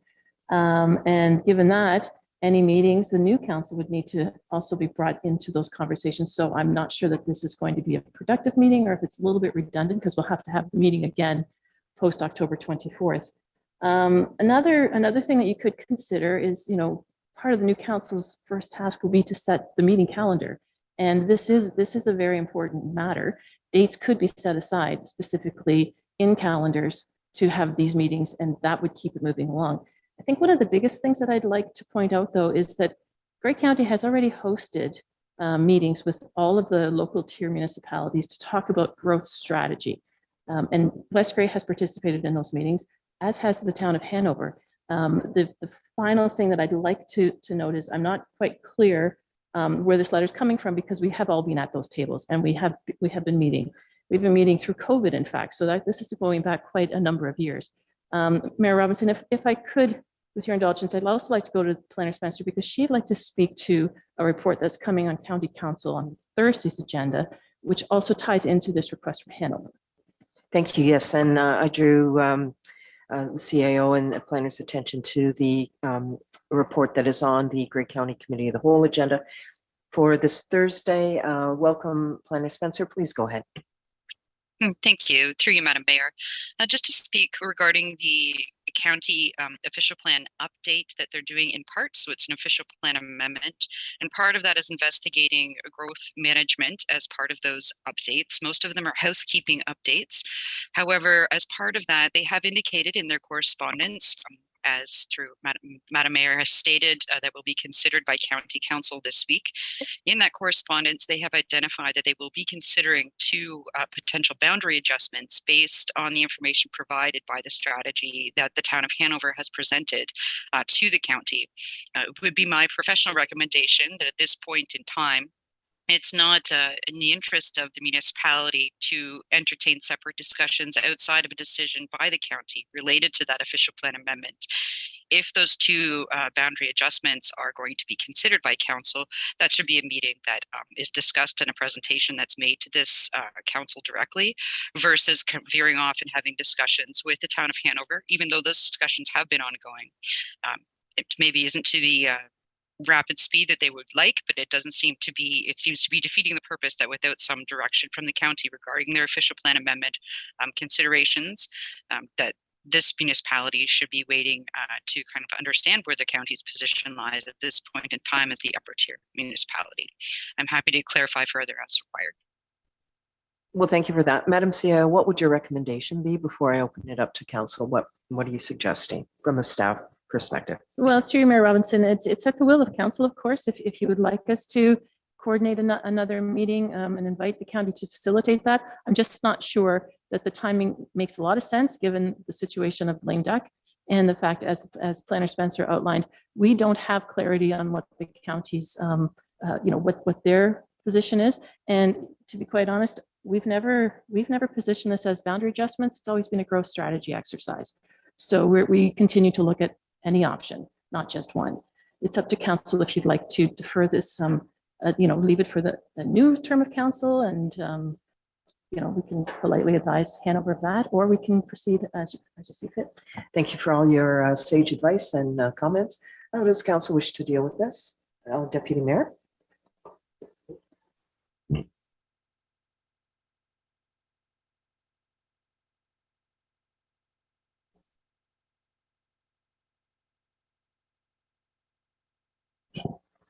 There.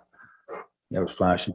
I would move that we receive the report and that staff responds back.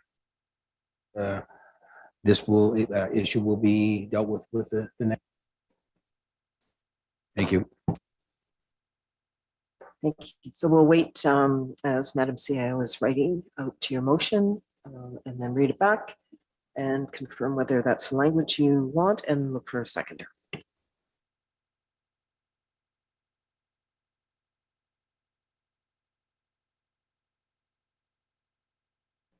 Dear Mayor Robinson, Deputy Mayor, we'll start here.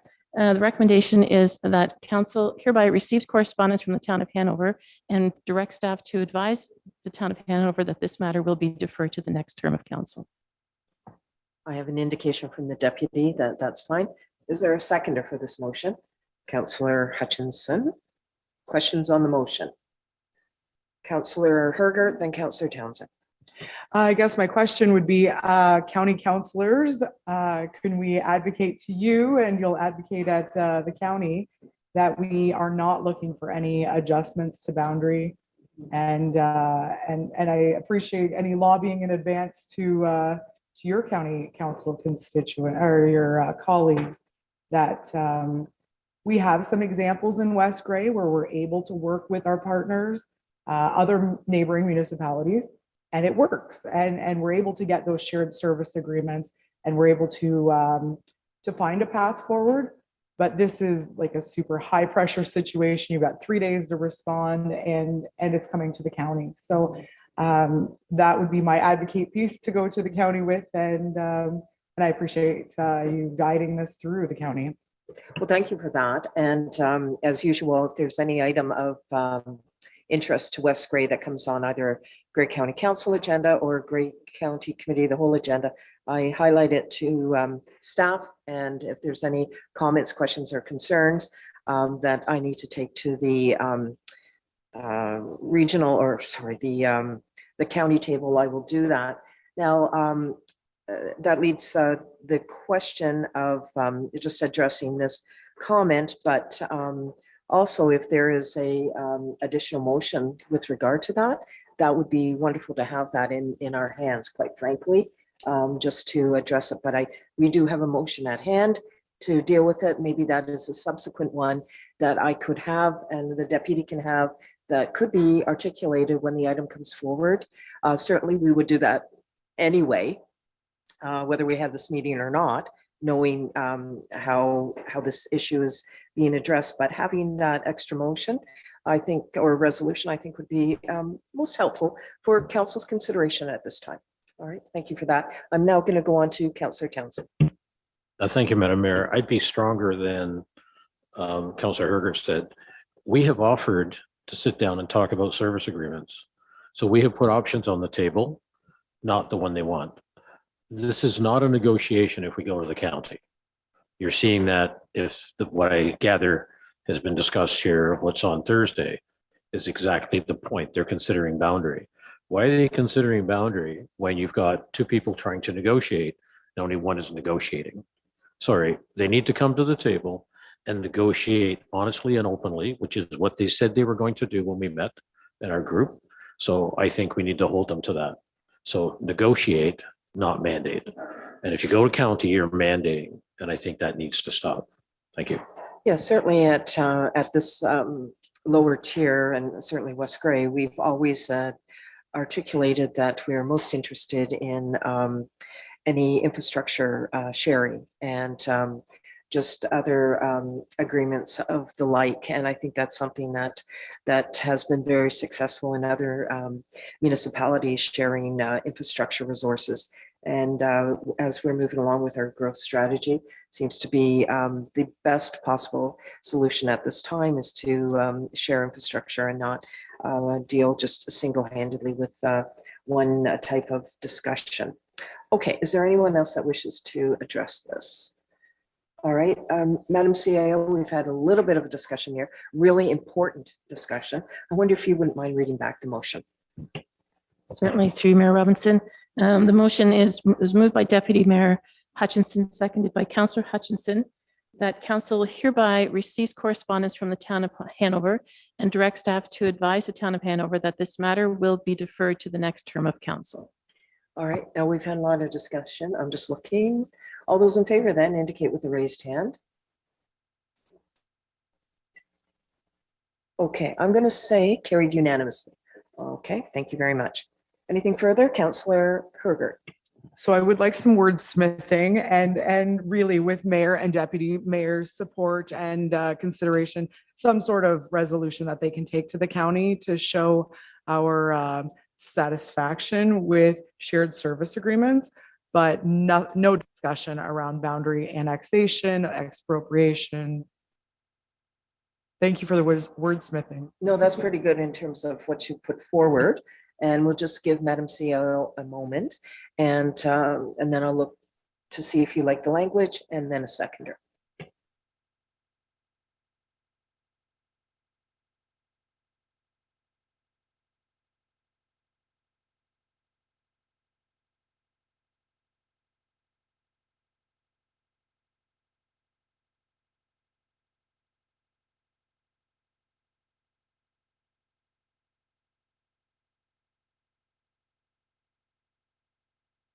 Councillor Hergert, we will work together on this, I think, but here we go.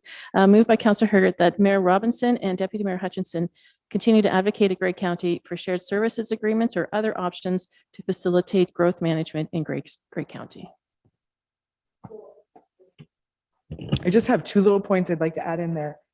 Something about we have shared service agreements with other municipalities that work fine, but we do have some success stories locally.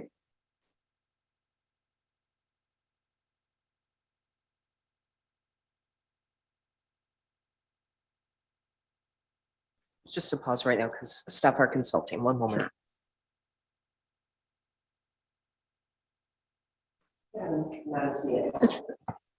Thank you, Mayor Robinson. Just for clarity, Councillor Hergert and all council, regarding services like infrastructure services, sewer, that sort of thing, we don't have any of those agreements. The industrial park in Mount Forest, well, the industrial park that Mount Forest is abutting, that there is no shared services there. So we don't have any agreement templates or any agreements to date, but we have always been open to that conversation. If I could just add, I was referring to shared service agreements from other municipalities across Ontario, but certainly the only shared service agreements we have are through library and joint fire and joint recreation community hall. Anyway, over to you. It is my understanding that Grey County has provided some templates of where shared services work and examples of that. And so when I was speaking of shared services, to the point that Mayor Robinson has just made about fire overlap areas, we don't have infrastructure shared service agreements as of yet, but the coordination and collaboration between, let's say, Grey Highlands and our planning department and building happening there and sharing services will come with time. So I guess that's what I'm looking for, is some discussion about how we can do shared services, those templates from the county down to lower tiers, and just some example of putting those in place. If somebody wants to build in West Gray, right next to a periphery neighbor that has those services. Let's be a mature municipality that says, send your taxes this way, send your water sewer fees this way, right? So just having those in place. So back to the motion, what can we put in there about Gray County and shared service agreements? Thank you. So I have information, Mayor Robinson, that our planner has her hand up, so she may be able to help us out here. I like that very much. We all do. Planner Spencer, please. Yes, thank you. Through you, Madam Mayor. I just wanted to provide some clarity. The County of Gray Planning and Development Department has provided those sample agreements that Councillor Hergert is referring to. And we do have copies of those documents, but to be correct, we do not have copies of examples of servicing agreements with adjacent municipalities at this point in time in the same capacity, but we do have those samples that I believe Councillor Hergert is referring to. We do have those on our docket and in a record. We just haven't been to a point in discussion for the win-win approach between the town of Hanover and the municipality of West Gray at this point to harvest one that would agree to both parties. Thank you. So if you want to focus on the infrastructure, perhaps shared agreements, maybe just that might be where to go. I agree. Just that if we could work towards a shared infrastructure, shared water sewer agreements with Hanover to provide servicing in West Gray. Oh, thank you. And over to you, Madam CAO for language. Okay, thank you. So Councillor Hergert, perhaps it's just as simple as moved by Councillor Hergert that Mayor Robinson and Deputy Mayor Hutchinson continue to advocate at Gray County for shared infrastructure servicing agreements or other options to facilitate growth management in Gray County. Okay, thank you. Good. Is there a seconder for this motion? Over here, Councillor Townsend. And now questions on the motion. Councillor Townsend. Yes, I just want to comment that I agree with Councillor Hergert that we do have service agreements. Might not be infrastructure, but we're able to get it done, right? And from the other perspective, when you look at the Gray Highland situation, right, we're in the process of that one. And as far as I know, right now, it looks like it'll go forward, right? So we're able to work with others to get there. And the other point is, if you want it done faster, my argument is the county doesn't need to come in and try to change the rules for a municipality that is in a lame duck. I mean, that's even worse. It's not like we could make it if we wanted to. We can't. So if they do it, they're actually overriding. And I just want that to be clear. They're actually superseding us at that ability. And yet we've put out that we're open to service agreements. So I think that's really a big deal. Thank you. Okay, is there anyone else that wishes to discuss on the item at hand, the motion at hand? Seeing none, all those in favor indicate with a raised hand. I'm going to say motion carried unanimously. Thank you very much. I'll work with staff to have that motion in hand for the meeting on Thursday. Appreciate it. Madam Mayor, point of order? Yes. I wonder if I could put a motion to extend to curfew because we're almost at 12:30 now. Yes, you certainly can. I appreciate that. So that this is a great time before I introduce the next item. So we'll look to Madam CEO to read that back and I'll go for a seconder. Thanks.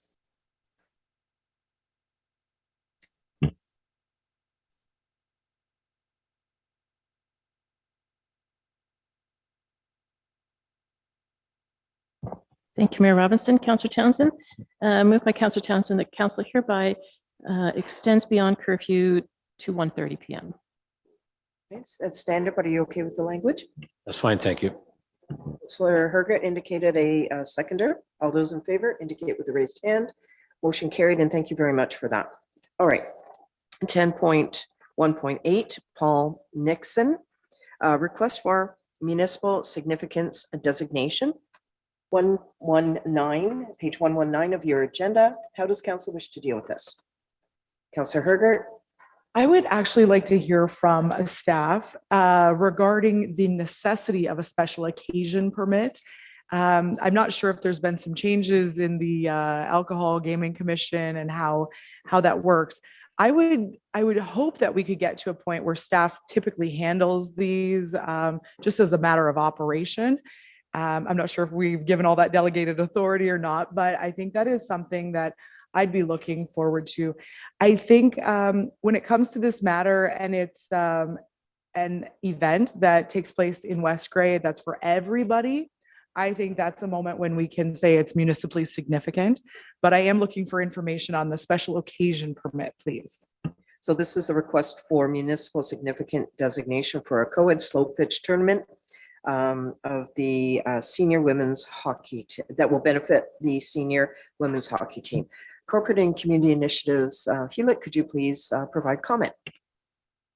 Thank you. And through you, as Councillor Herger stated, my apologies, we are in the process of, I'll say, getting out of the market of providing municipal significance unless it is for an event that services all of West Grey or is a larger style event. So typically we do not provide municipal significance for the events in such of these bounds.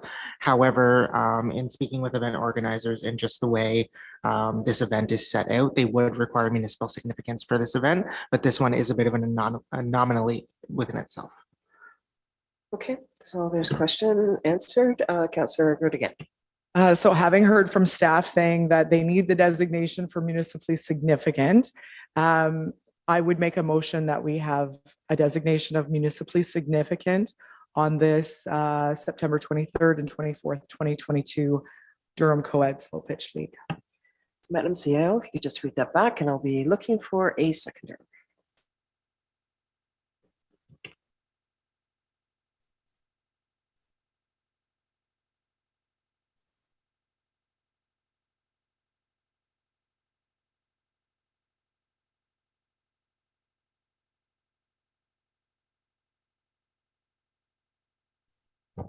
Thank you, Mayor Robinson. Councillor Hergert, that council hereby designates September 23, 24, 2022 as a municipally significant event for the Durham Co-ed Slow Pitch League. Okay, Councillor Hergert, thank you. Is there a seconder? Deputy Mayor, questions? Councillor Hutchinson? Yeah, this thing's come up before. I question why we even need this, why the liquor licensing even needs the designation. I think it comes down to gaining a few dollars on cost, cutting costs. So it's just one of those ones that it'd be nice if they would just change the rules so we don't have to go through this process. The other thing that I find a little bit question is that this women's team, when they play, they can't charge admission at the door for some reason, but yet senior A teams can. So our intermediate A team. So I think that's a little strange that they can't fundraise by charging at the door, whereas the men can. So yeah, it's one of those wonky situations. But it'd be nice if we could get rid of that whole process, and it would streamline some things. Thank you. Thank you for your comments. Anything further? All those in favor indicate with a raised hand. That motion is carried. All right. We're on page 4 of 7. 10.1.9. Kevin Tremble, Meadows Modular Home Park Road naming. That the naming request is on page 120 of your agenda, and the requested name is Spruce Drive. Members of council, how do you wish to proceed with this item? Councillor Herger. I have no issue with the naming of it. I just want to know that we're in the right spot to name it. So I was hoping for a comment just from our planner that this is the right time of the site plan agreement and the development agreement. Sure. Planner Spencer, please. Yes, thank you. Through you, Madam Mayor. The site plan agreement has been executed and the holding provision on the property has been removed as a result of the execution of that agreement. So this would be the appropriate time to name the road. Building permits have been issued for the first, I believe, 3 modular homes that are going to be installed on the park. So this is an important issue to address in order that Canada Post can provide adequate postal service to the modular home owners or the lessees as they progress through the park. So this is an appropriate time for this to be considered. Thank you. Okay, go ahead. Great. So thank you, Planner Spencer, for that information. I love the name of it, Spruce Drive. I'll move that we name this Spruce Drive in the Meadows Modular Home. Okay, I think that's fairly straightforward in the motion, so I'm going to look for a seconder. Councillor, I'm going to go with Councillor Hutchinson on this one. Any questions on the motion? Oh, Councillor Hamilton, thank you for letting me see that. Councillor Hamilton, you have a question. Oh, thank you, Mayor Robinson. I just note that there's a bylaw later in the agenda that does name this. Oh, yeah, Spruce Drive. Could I just see clarity? Are we just receiving this for information and then the decision comes later in the agenda? That's my question. Thank you. Well, I'm going to go to Madam CAO for that because it is for consideration here in this item, but clarity, please, Madam CAO. Through Mayor Robinson, the correspondence is pretty specific that they're requesting permission to name the street. There is a motion on the floor, so it would not be redundant to move this motion and then approve it at the bylaw stage. Okay. Thank you for the clarity question, Councillor Hamilton. Anything with that, Madam CEO, please read back the motion and then I'll call the vote.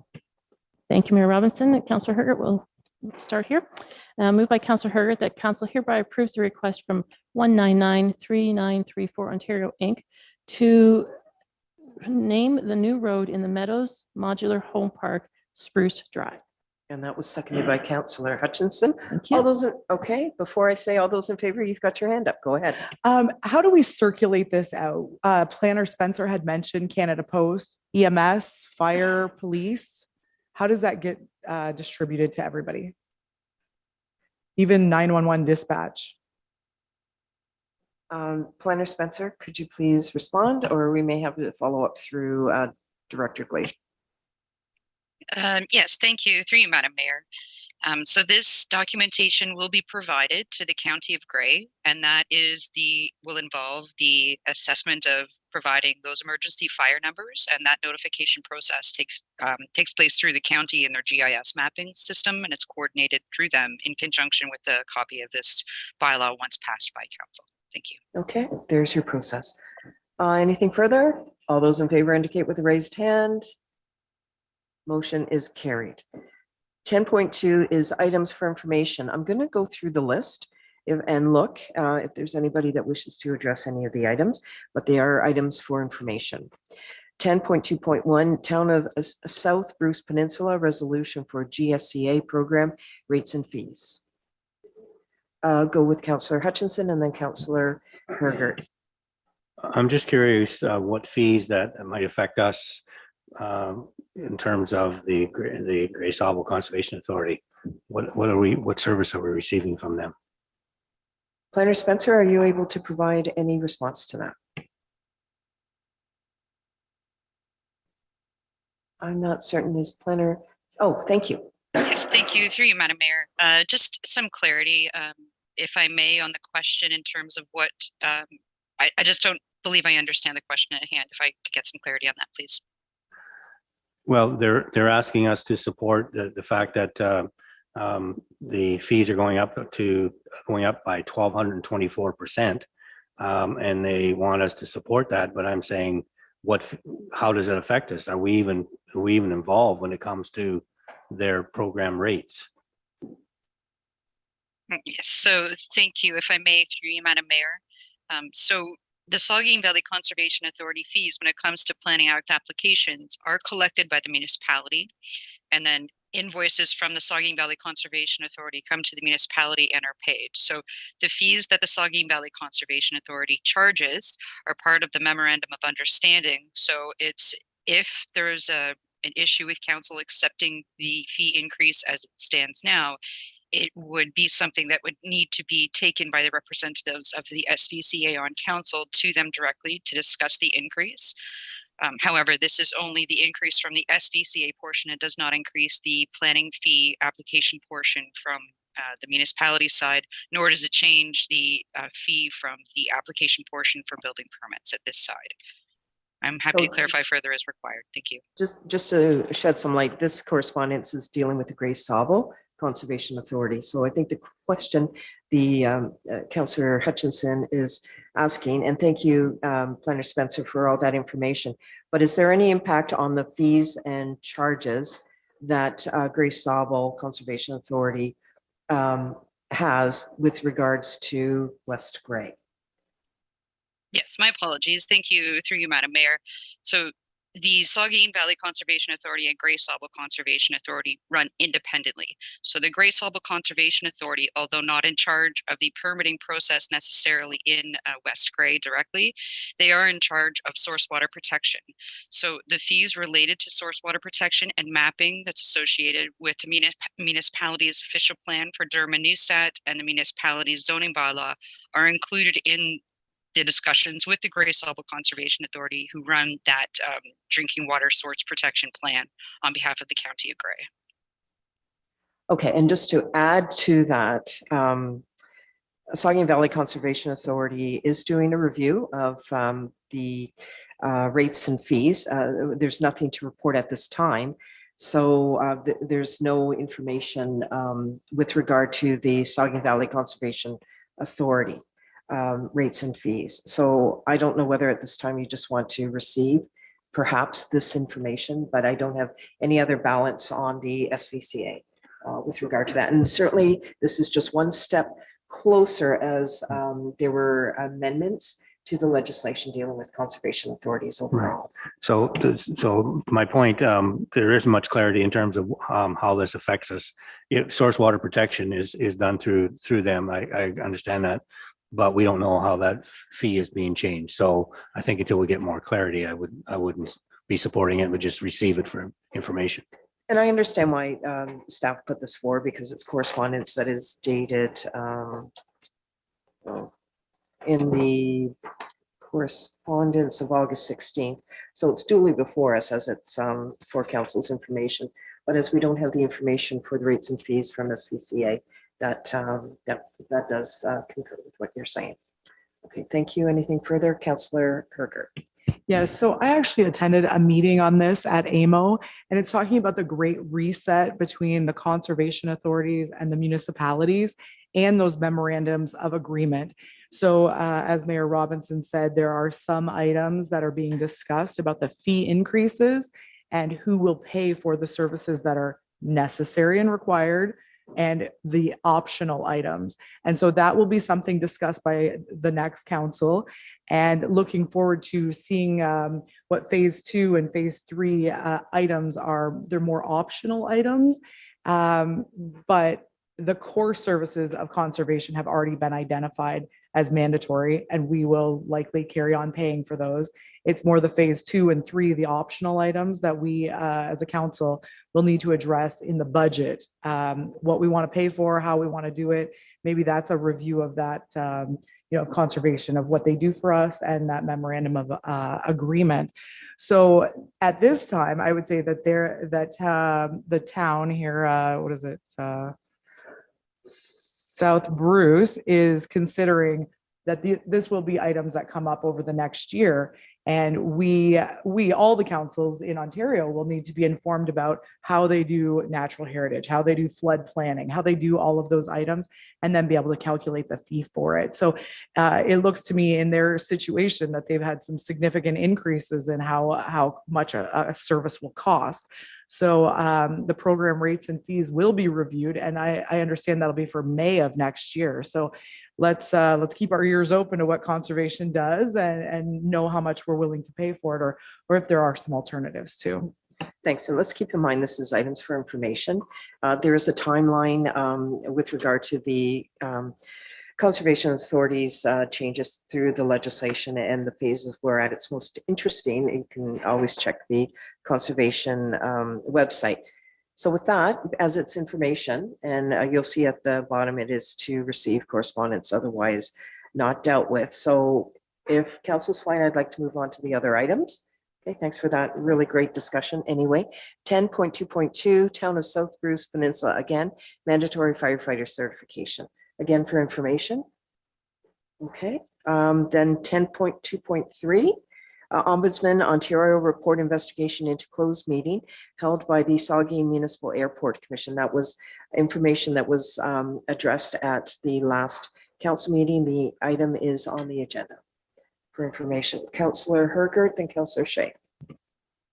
So because this meeting was September 21st of 2021, nearly a year ago, it mentions that there's the 2021 financials were discussed in a closed session that apparently should have been open session. So I was hopeful that we could have some information on what financials, what part of the municipal withdrawal clause, all of the items that were brought up by the ombudsman to really say that they should have been an open. Is there some update that you could give to our council? Through you, Mayor, to our deputy, if there is something to add there. Okay, Deputy Mayor Hutchinson is the council representative on the Saugeen Municipal Airport Commission to the inquiry.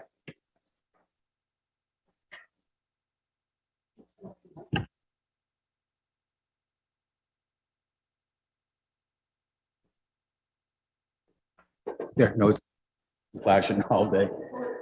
Yeah, I have. I'm almost here. So, okay, through you, Mayor Robinson. Thank you for the question.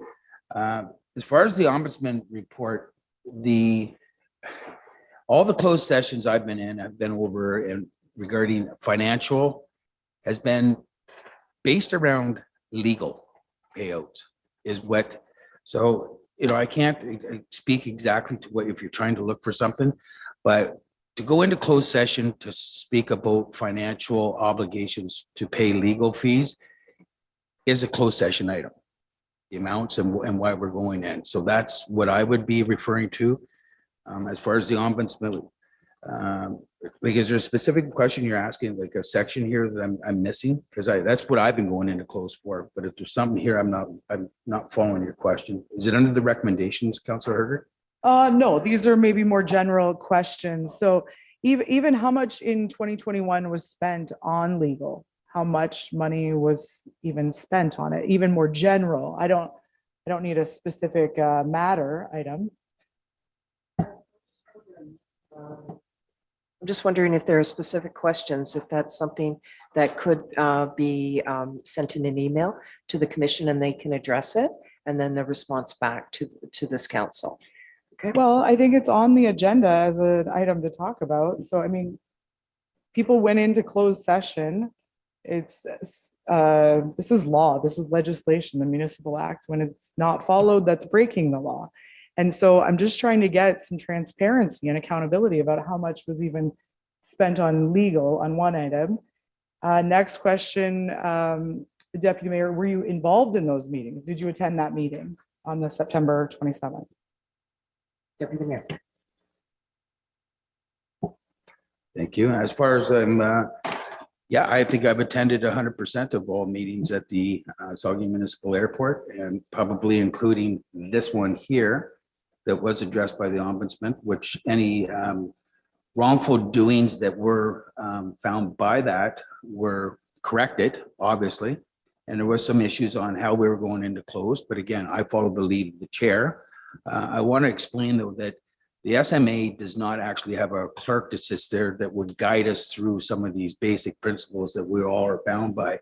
So yeah, there was some technical, I would call them technical. They were not a matter of being non-transparent. So now we've got the recording secretary is very knowledgeable on it.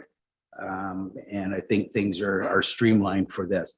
As far as your financials, the financials are sent in, you know, and you can set that. I don't think that if there's any financials that are around legal, that's closed session. And for my final statement on this, I will not discuss closed session minutes from the SMA in an open forum here. Thank you. So actually, of the report, Madam Mayor, it actually says that those 3 items were deemed to be inappropriate for a closed session. So that would make it open session regarding municipal agreement, municipal agreements withdrawal clause, and the 2021 financials. Thank you for pointing that out. And that's the information that the deputy has provided. So if there's any questions, I'm suggesting that those are questions that could be forwarded to the Saugeen Municipal Airport Commission for further response. So I'm just kind of curious what's been done to ensure, I mean, this is a second report, so what has been done to ensure? I think I was brought up to date that there was a housekeeping matter that it's added into the agenda, what exactly you're going into closed session for. So that seems like that's tidied up. The problem is it's a habitual thing. It was going on when I was there. It's going on when our deputy mayor is there. And they're talking about finances of our municipality that go to the airport. They're talking about if we withdraw, what does that look like? The conversation should be with the people that are paying for the service. And we're not hearing that information come back to the payers. So I'm not trying to be too hard on anybody here. I'm trying to say that this is noted that it's not operating right. I've had meetings with you one-on-one, Mayor Robinson, saying this isn't really operating as a municipality body, a municipal body that would follow the municipal act. And so I have some serious concerns. You've had an inquiry, and I've asked you when you were on the commission to address it with the commission, because that was the proper And that place seems for it. wholly unacceptable. It's not working. So is there any other comment you wish to make, Deputy Mayor, on this question? Okay, thank you, Mayor Robinson, and thank you, Councillor Hergert. Again, I think when I went in there, there was some flows on how they were going in, obviously. Again, I am not a clerk. I am not going to pretend that I'm a clerk. The ombudsman, the report came in. How we go in, what we can go in for are easily identified. Our recording secretary now that is very knowledgeable assures when we do, if somebody is to raise an item, we strike it immediately if it's not a closed session discussion, and it should be in public. As far as discussing finances around legal nature, I disagree with you. Some of that is closed session because each case is separate. So you're doing a generalization of closed session. I think when we got to go in for something that's specific on some things that are some things that are going on up there, that's a different item. If you just want to generalize it, I would agree with what you're saying there. But specifically to a specific identifiable item or individual, that is a different routine, and that does take us into closed. Thank you. So the ombudsman report is on this agenda. Is there anything further? Okay, Councillor Shea, then Councillor Townsend. Thank you, Mayor. And not wanting to put you on the hot seat, Deputy Mayor, but I did have a comment and a question. One, the identification of the clerk as the rule keeper of meetings of the bodies that we are members of is not, I don't think, entirely correct. I think that we all are required to know the rules of the meetings and to hold them up. I think I got a lecture from our acting clerk about a committee that I'm on, and that I need to be actively ensuring that rules are followed when I'm at that committee. So that's just an observation. My question is, the very last line of the report says, the commission is required to pass a resolution stating how it intends to address this report. And so my question is, has the commission passed that resolution? Deputy Mayor. To respond to your first statement there, again, I'm going to stand firm on my ground that some of the process when we were going into some of these closed sessions, it felt good. It felt okay. Again, after the report, there was some changes that needed to be done. So again, without somebody there to maybe possibly show some of the real guidance that was needed, I was going with the fact that we had a long-term chair, very knowledgeable individual that had chaired this, as well as conservation. He's been a long-time politician. So again, that is corrected there. As far as the, I believe that we have done all the corrective stance or things that the ombudsman has done. I can't say for a fact what dates or anything, but I know when they asked us to put all the new process into place that we've done so, if that answers your question. But I can't go specifically to dates or anything else. Thank you. Anything further? And then Councillor Townsend. Thank you, Madam Mayor. And again to Deputy Hutchison. I'm just wondering, I've seen in other situations where this has happened and it's been a closed session and the material wasn't supposed to be closed, it's been shared. right? I don't know if that took an instruction of the integrity commissioner, or in this case, the ombudsman, or whether or not it was voluntary. Is that something that the commission is prepared to do? And why wouldn't you if that's been a practice in the past? And remember, they're saying, if I look at the specific legal issue, which is what they're claiming, the report says in its analysis on the financials, what was discussed was not considered to meet the criteria for closed. So if it's not, then it met it for open. So if it's open and it should have been to the public, can it be shared with the public? Would the commission be prepared to do that? I don't expect an answer today. I'm just saying, can you take that back, please, and ask that question and get back to us? Thank you. Deputy Mayor. No, I will answer that today. If it's not a closed matter, absolutely, I would have it disclosed. But anything that is closed, and we've had legal advice to keep it closed, that's where it's going to stay. Yeah, Councillor sure. Townsend and the rest of my colleagues on council, that is legal advice that I'm going to follow. And if there's a different method of getting it into this council, whether it be through closed, then that would be legal advice that I would support it bringing here. But until that's done, no. Anything that's closed, it should have been out. I believe it's been released, but I will double check that for you at our next meeting. We've had August off. And I believe we're going to meet again in September here. So I will take that forward just as I did with requesting this ombudsman report to be brought forward. Thank you. Yeah, I'm just trying to bring it to closure. Thank you. Sure, and thank you for that. And also thank you for being our representative for the Saugeen Municipal Airport Commission. I've seen great strides for improvement on that. 10.2.4, Councillor Herger, before we move on. Yeah. I just wanted to draw your attention to number 60 of that ombudsman report on page 143 in the electronic version. It says, with respect to negotiations with my client, my office was told that the legal fees had to be discussed in camera to protect the commission's bargaining position with the client. However, a discussion about an amount of money spent is not about a position, plan, procedure, criteria, or instruction. While not binding on my office, the Information and Privacy Commissioner has similarly concluded that a statement of fact about the amount of money spent on legal fees by a municipality does not contain positions, plans, procedures, criteria, or instructions. So my previous question was, how much money was spent on legal in the 2021 financials? And there is, as described here, no exception from the ombudsman about legal fees being in closed session. Any further response?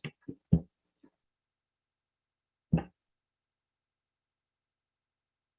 got button problems here today. Well, to respond to that, I am not in a position to know the amount of funds that were spent in the 2021. So I guess if you'd like to put a request in, or if you want to ask me to bring back the financials and disclose to Madam CEO, I would gladly do that. I'm just not in a position to throw numbers out, and nor would I, because I can't just do that. I'm here for council today, not for the airport. Thank you. I'm not trying to push any buttons either. I would like that information on the side. I appreciate it. That was actually punny, so thank you. As we're dealing with puns, and that's very good. Okay, thank you for that conversation on this item. I think that's very, very important. All right, I'm not seeing anybody else, but I am just taking a scan. Thank you, and appreciate the levity too from everybody. Okay, 10 point on just on my minor joke there. 10.2.4, Town of Elmer, a warming and cooling center policy. That's on page 142 of the agenda. Not seeing anything. Oh, Councillor Hutchinson then.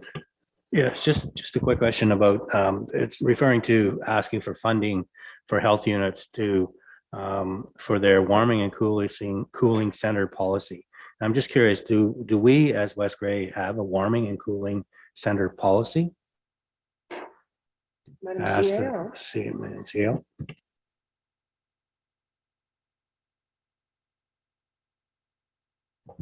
Through Mayor Robinson, in regard to warming and cooling centers, if it's under a declared state of emergency, we have that process in our emergency plan.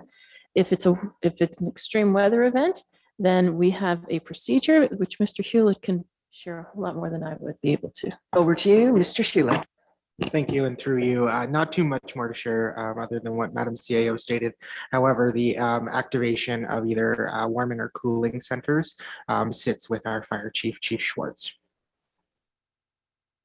Okay, so when it's necessary, they are addressed. Anything further? Just to, as in this letter, it refers that the health units seems to be the one that is controlling or overseeing the warming and cooling centers. So I'm just, so we don't work with our health center when that happens? We do. Go ahead. If I may, and sorry for the leaving some information out, Councillor Hutchinson. The health unit or the 411 system will often contact us in the event they believe there is need for a warming or cooling center. However, ultimately the activation of such sits with our fire chief. So they will contact us when they believe something is coming down the pipe. However, it does sit with us at the municipal staff level to activate. Thank you for those questions. All right. Now, 10.2.5, Municipality of Chennai, a letter of support for Bill C-233, Cures Law. Anything on this? Nothing. 10.2.6 then, Ontario Sheep Farmers, a consideration of livestock guardian dogs and municipal dog control bylaws.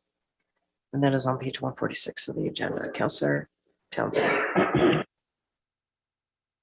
Thank you, Madam Mayor. It seems like a very reasonable request to ask for exemptions that are in the letter to really allow them to do their job in a more effective way. And predators are available and around the areas, and they do create a lot of damage. I know we get claims for animals that have been killed by predators, so that would also help our situation in costs and effort from this perspective as well. So unless anyone has any other reason to see otherwise, I would like to make a motion to have staff look at what would be required to change the bylaw to allow for those exemptions in this situation. And they're very specific. And I noticed they did a very good detailed job to detail around that what the criteria would be. Thank you. We'll have Madam CAO read back your motion, see if you like the language, and I'll look for a seconder.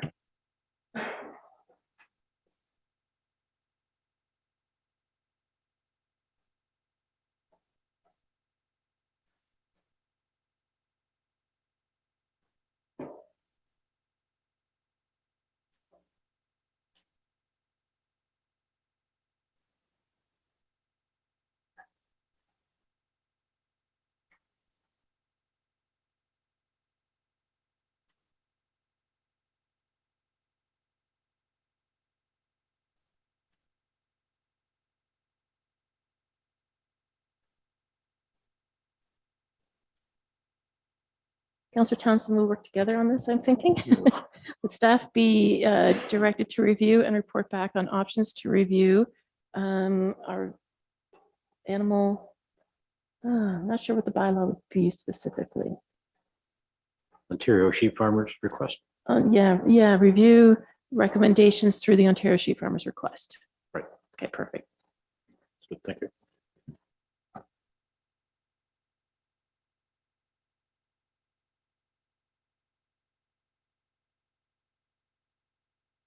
So Madam Mayor, I'll tidy this up a little bit now. Thank you, Councillor Townsend. So moved by Councillor Townsend, that staff review and report back on options recommended from the Ontario Sheep Farmers Association.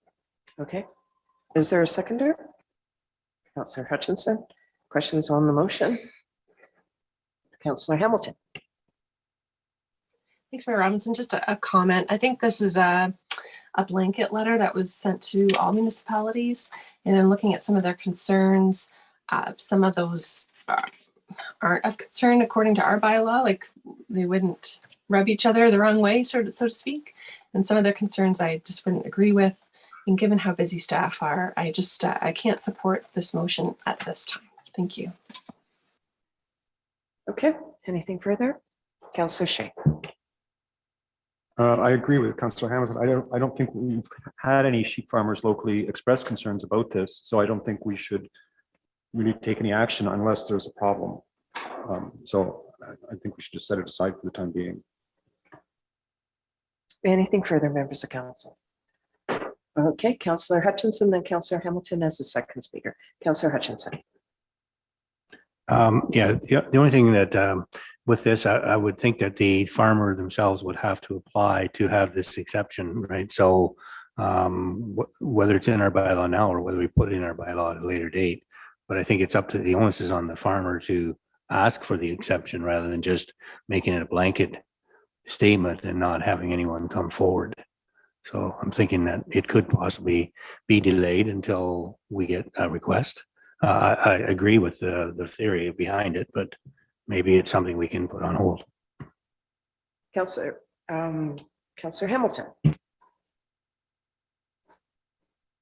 Thank you, Mayor Robinson. Just one last thought is this is an item for information, and typically council receives these items for information. And then if a councillor would like to develop the idea more, that would come back as a notice of motion. And that's how I prefer that this also be addressed.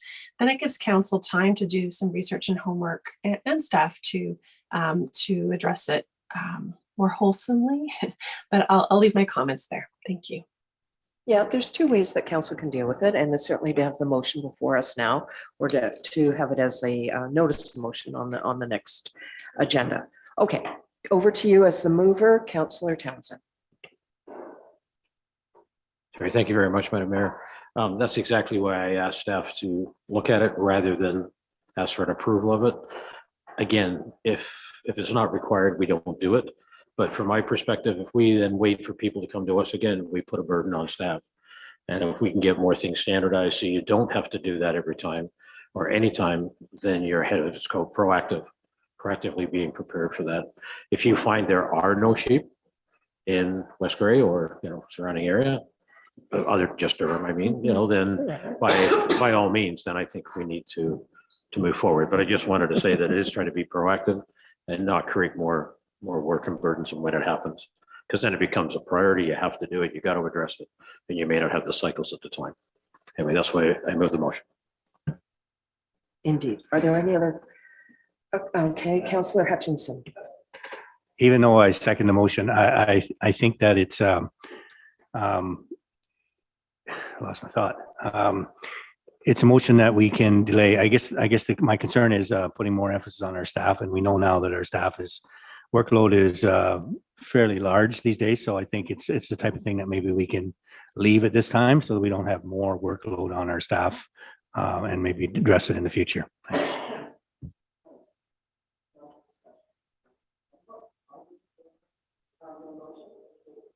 Mike. Thank you. Appreciate that. Does anybody need the motion read again? You're very clear. All those in favor of the motion, please raise your hand. 1. All those opposed? 6. Motion has lost. All right, now we're on to staff reports.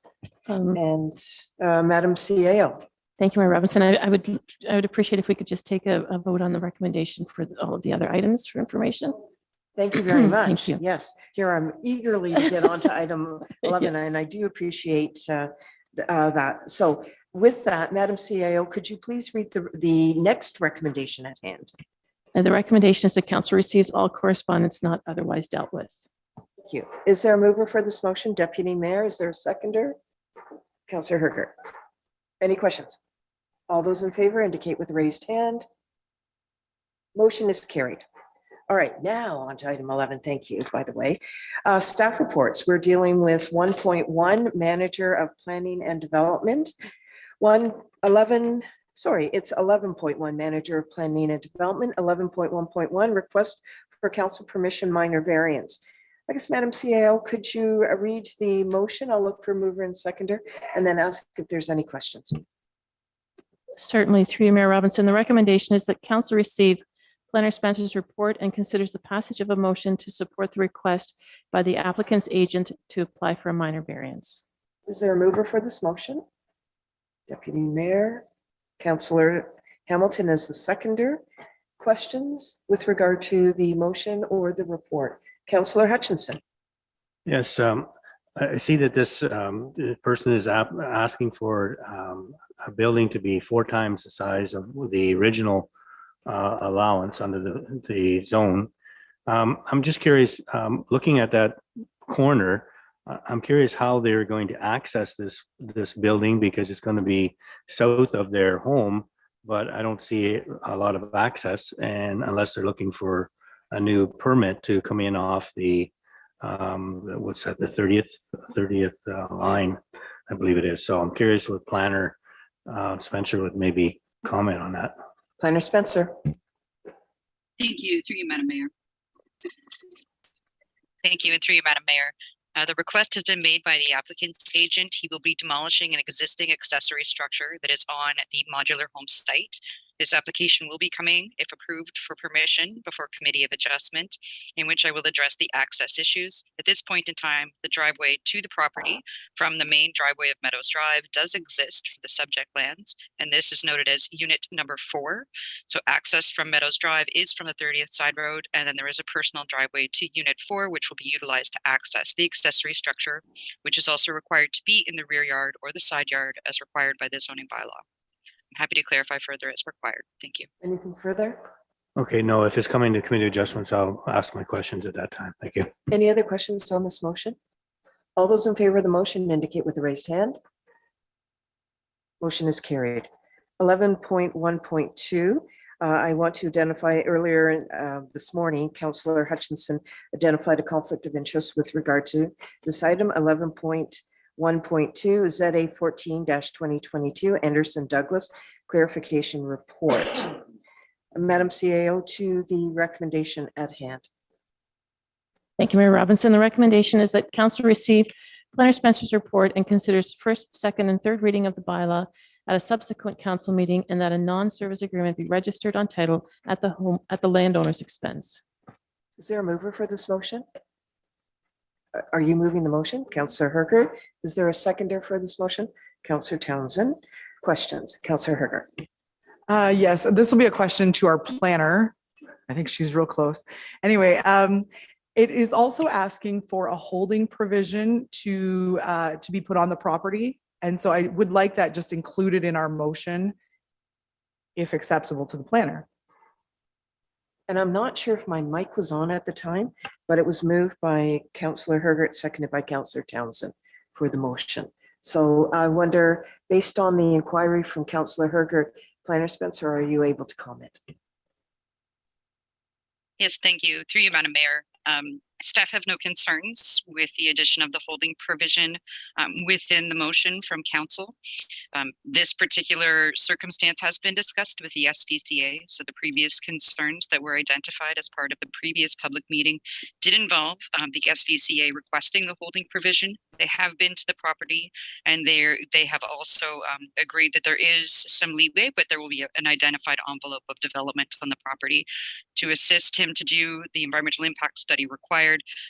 We put the holding provision in place so that that holding provision remains in place until the environmental impact study is favorable to the county, the municipality, and the SPCA. Thank you. Anything further? Okay, Councillor Townsend.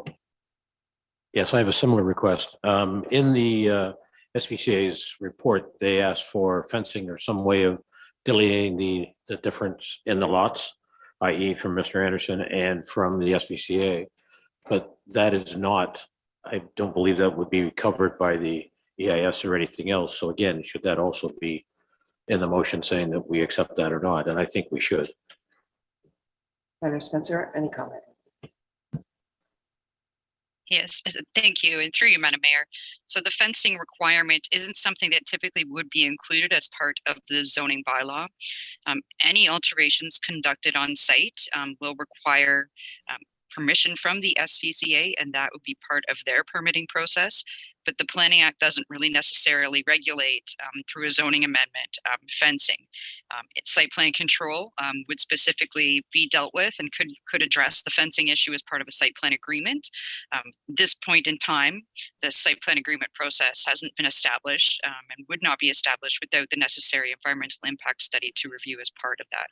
But the SVCA would ensure that the delineation between their property and any boundary, and especially the protection of siltation and erosion control would be part of any site plan agreement that would be put into effect once the EIS is completed. Thank you. Okay, anything further? Thank you. As long as it's covered in one process or another, I'm happy. Thank you. Thank you for the question. Anything further? Councillor Hamilton, then Deputy. Thanks, Mayor Robinson. Just a question about, did we receive comments from the wellhead protection zone folks? Thank you. Planner Spencer. Thank you. And through you, Madam Mayor. At this point in time, comments from wellhead protection have been requested, but no further comments have been received. In addition, as part of the environmental impact study, they will be required to consult with the Grey Sauble Conservation Authority as part of that process, which would be included in the environmental impact study. Thank you. Excellent. Thank you. And then just a question or something a question for our planner about, so there's a few moving parts to this that we've been talking about. So one would be put a holding on the property until the environmental assessment's complete to the satisfaction of Grey and Saugeen Valley and ourselves. That makes a lot of sense. And then the other piece was entering into an agreement to use the roadway that's not open. I was wondering the order of those two things. So would it not make sense to first do the EIS and find that building envelope, get the thumbs up from everyone, yeah, you can build a home here, and then enter into an agreement with West Grey about using the road allowance? If we do it the other way around, then, you know, and if they're not successful in the EIS, then it'd be for naught. Like there'd be no reason to have that access to the property in that way. So I'm just looking for your comment, Planner Spencer, in terms of the timing of that. Thanks. Planner Spencer. Thank you. Through you, Madam Mayor. In order for the environmental impact study to be conducted on the site, there is some tree removal that is required within that road allowance to ensure that there's adequate access to come in and do the appropriate studies on the site. It's not a matter of just simply walking in and doing a site visit. It's very much more intensive than that, and the access to the property is integral in order to be able to do that. Okay, no, that helps, because I saw the Saugeen Valley were able to access, but that was a site visit. And to your point, this is more detailed. Okay, that makes sense. Thank you. And then Planner Spencer, I believe this bylaw is on our agenda today. And I just noted that I don't see the holding provision in the bylaw. We can talk about that when we get to the bylaw, but just wanted to make sure that was captured today as well. Thank you. Is there anything further on this? All right. Anything further, members of council? Oh, yes, Deputy Mayor and then Councillor Shea. Thank you. Yeah, I got it now. Thank you, Mayor Robinson. And through you to Planner Spencer. Planner Spencer, and we know there's no services down there because we've had that discussion. So as far as finding, because I believe there'd be some possible septic complications, where does that come into this whole process? If I could ask that, please. Go ahead, Planner Spencer. Yes, thank you. Through you, Madam Mayor. So those components may result in a recommendation as part of the environmental impact study that speaks to, what we would term a tertiary system, septic system to deal with that. That's a little bit more sophisticated than your standard tile bed system. In addition to that, they may specify where in proximity to the building envelope they would probably require at some point, and I can only predict without the study being conducted, that they'll request that site alteration be minimized. Therefore, any, if they were to utilize that total private services on the site, they would need to be able to have that within certain building envelopes defined through the environmental impact study. Okay, thank you, Planner Spencer. Councillor Shea. Thank you. So to Councillor Hamilton's question, creating the non-service agreement before doing the EIS is necessary because trees have to be removed to be able to do the EIS. But couldn't we arrange to remove trees without actually entering into a non-service agreement? I mean, the non-service agreement sounds like a sort of a permanent binding arrangement. If we just need to move some trees to get some access to do a study, isn't there a temporary arrangement that could be made? Thank you, Councillor. Planner Spencer, please. Thank you, and through you, Madam Mayor. So the non-service agreement is essential to the municipality for liability purposes because this is a municipally owned, unopened, and unmaintained road allowance. The study does need to occur over 2 seasons, being the fall and in the spring. And those are the typical standards for an environmental impact study. The trees that need to be removed are unable to access the site itself and would be minimal removal with the review of the County of Grey under their forestry management bylaw and any permissions that we require from them. The removal of those trees will be the responsibility of the landowner as part of the non-service agreement. There is no temporary agreement that will substitute this from a liability perspective to protect the municipality. Thank you. Anything further? Can a non-service agreement be revoked? Go ahead, Yes. Planner Spencer. Thank you, through you, Madam Mayor. A non-service agreement can be removed from title at the direction of council at some point in time. However, I will state that the non-service agreement is required once a building envelope has been identified on the site, because the zoning bylaw at this point in time does not permit the issuance of building permits on unopened and unmaintained roads with no frontage. So with the removal of the non-service agreement, a building permit would not be permitted on the site at this point in time unless the road was constructed and opened by the municipality. Thank you. Oh, you're welcome. Anything further, members of council? All right. Madam CEO, could you please read the motion again? There's been a lot of discussion on it, and I just want clarity for the vote. Thank you, Mayor Robinson. And I also would like to clarify regarding the holding provision. I believe the planner said that there's no issue adding that, so I've made a slight adjustment. So moved by Councillor Hergert, that council receive Planner Spencer's report and considers first, second, and third reading of the bylaw at a subsequent council meeting, and that a non-service agreement be registered on title at the landowner's expense, and that a holding provision be put in place. Okay, so indication that that's fine. And Councillor Townsend, you were the seconder. You're fine with the language? Okay, all those in favor of the motion indicate with a raised hand. 2, 3, 4. All those opposed? 2. The motion is carried 4-2. All right, now before we go on to the rest of the agenda, and thank you for coming back into the room. I just want to note that Councillor Hutchinson did not vote on 11.1.2. All right, Madam CAO, we are concluding our meeting regardless at 1:30. And I just want to manage and balance out the rest of the agenda. What are the priorities? Because at around 11 or 1:28, I would be looking for a motion to adjourn, because sometimes there's a lot of discussion always with this council. So what has to be done for this agenda? Thank you, Mayor Robinson, for the opportunity to suggest an adjustment to our staff report section. The next 2 reports are for information only.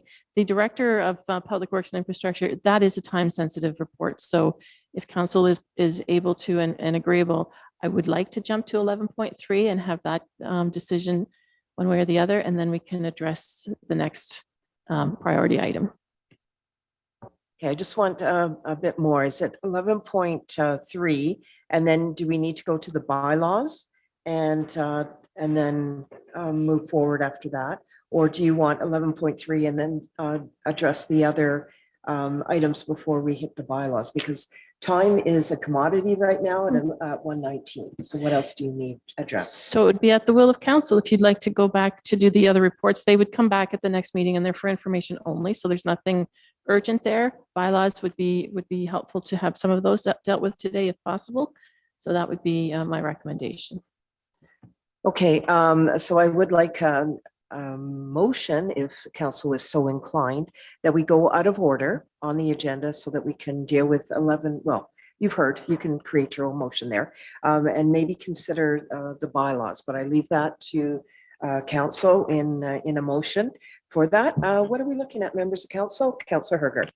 Like to make it a motion to attend to item 11.3 and then bylaws number 13 to amend the agenda that way. Thank you. Is there a seconder to that regard? Councillor Townsend. Any comments? Councillor or Deputy Mayor. Thank you. And just a very quick question. I'm looking at it. It's now 11:20 or sorry, 1:20, but very quick question, is the bylaws more important to get done now, or because I think they're not, I don't think we're going to get to them all. That's just my question from you to the CEO. Madam CEO. Thank you, Deputy. And through you, Mayor Robinson. No, the staff report is the most time sensitive. Bylaws can come at a later date. Okay, any other questions? To the Madam CEO, could you read the motion so we can vote? The motion on the floor right now, moved by Councillor Hergert, seconded by Councillor Townsend, that Council adjust the agenda order to address item 11.3 staff report and bylaws item 11.13.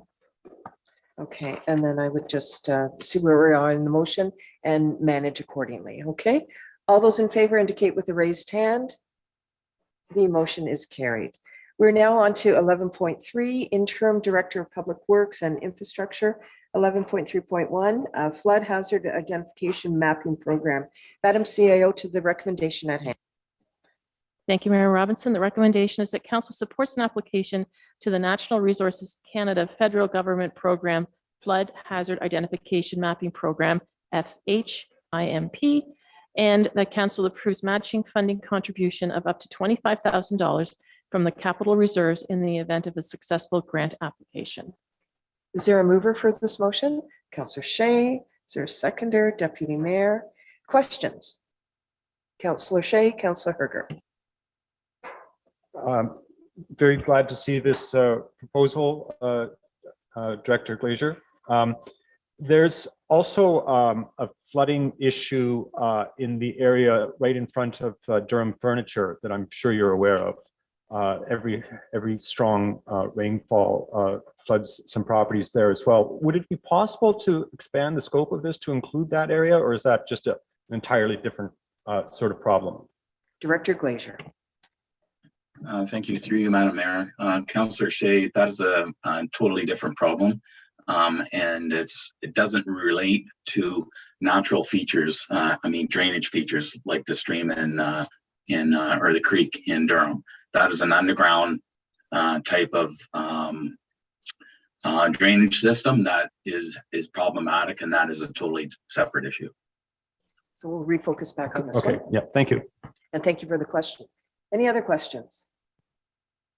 No other questions? We okay with the motion at hand? All those in favor indicate with a raised hand. Motion is carried. Thank you. We're moving on swiftly to item 13, bylaws. 13.1, bylaw 72-2022, zoning amendment Anderson. Madam CAO, to the motion at hand. To you, Mayor Robinson, the recommendation is that bylaw 72-2022, being a bylaw to amend bylaw 37-2006, be read a first, second, and third and final time. Just going to identify that Councillor Hutchinson identified his conflict of interest. Is that the case for that carried through for this? Good. I just wanted to double check on that. So, Councillor Hergert, are you moving the motion? Yes, I will, and I'll have an amendment. Okay. Is there a seconder for this motion? Councillor Townsend. All right. Over to you again, Councillor Hergert. I just wanted to clarify, do we also need to add the holding provision on 2C? Planner Spencer.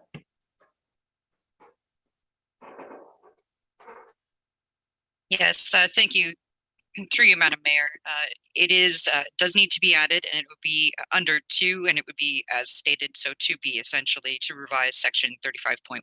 My apologies for the error. That's perfect. Just with that amendment. Yep. So, Madam CAO, we could put this as amended. Okay. All right. Anything further on this? We're all clear? All those in favor of the motion indicate with a raised hand. Okay. Motion is carried, recognizing Councillor Hutchinson's conflict of interest on that related item. 13.2, bylaw 75-2022, naming of roads in Bros subdivision. Madam CAO, to the motion at hand. Thank you, Mayor Robinson. The recommendation is that bylaw 75-2022, being a bylaw to authorize the naming of roads in the Bruce subdivision, be read a first, second, and third and final time. Is there a mover? Councillor Hergert. Is there a seconder? Councillor Hamilton. Questions? All those in favor of the motion then indicate with a raised hand. The motion is carried. Now we're on to 13.3, bylaw 76-2022, naming of roads in Meadows Modular Home Park. Madam CAO, to the motion at hand, recommendation at hand. Thank you, Mayor Robinson. The recommendation is that bylaw 76-2022, being a bylaw to authorize the naming of roads in the Meadows Modular Home Park, be read a first, second, third, and final time. Is there a mover for this motion? Deputy Mayor, is there a seconder? Councillor Hutchinson. Questions? Councillor Townsend. Yes? Oh, Councillor Townsend, your mic, please. Sorry. Could Yes, you through Madam restate? Mayor, point 3 of that bylaw refers to Meadows Drive. It says as shown on Schedule A, but it isn't. It's on the other Schedule A for the building request. So Okay. I just point out that the documentation doesn't have it in there. Planner Spencer, are you able to address that inquiry, please? Yes, thank you. Through you, Madam Mayor. So in the county GIS system, Meadows Drive was never identified or accepted by council as a road name. And as a result, the address is a singular address with unit numbers off of the 30th Side Road.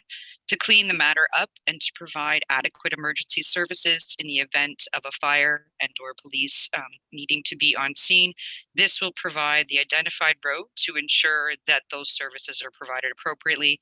And it felt the right time to be able to do this in addition to the naming of Spruce Drive at the same time. Thank you. Does that provide the clarity or do you have a supplement? I have a supplementary. Does that mean the Meadows Drive has now become Spruce Drive?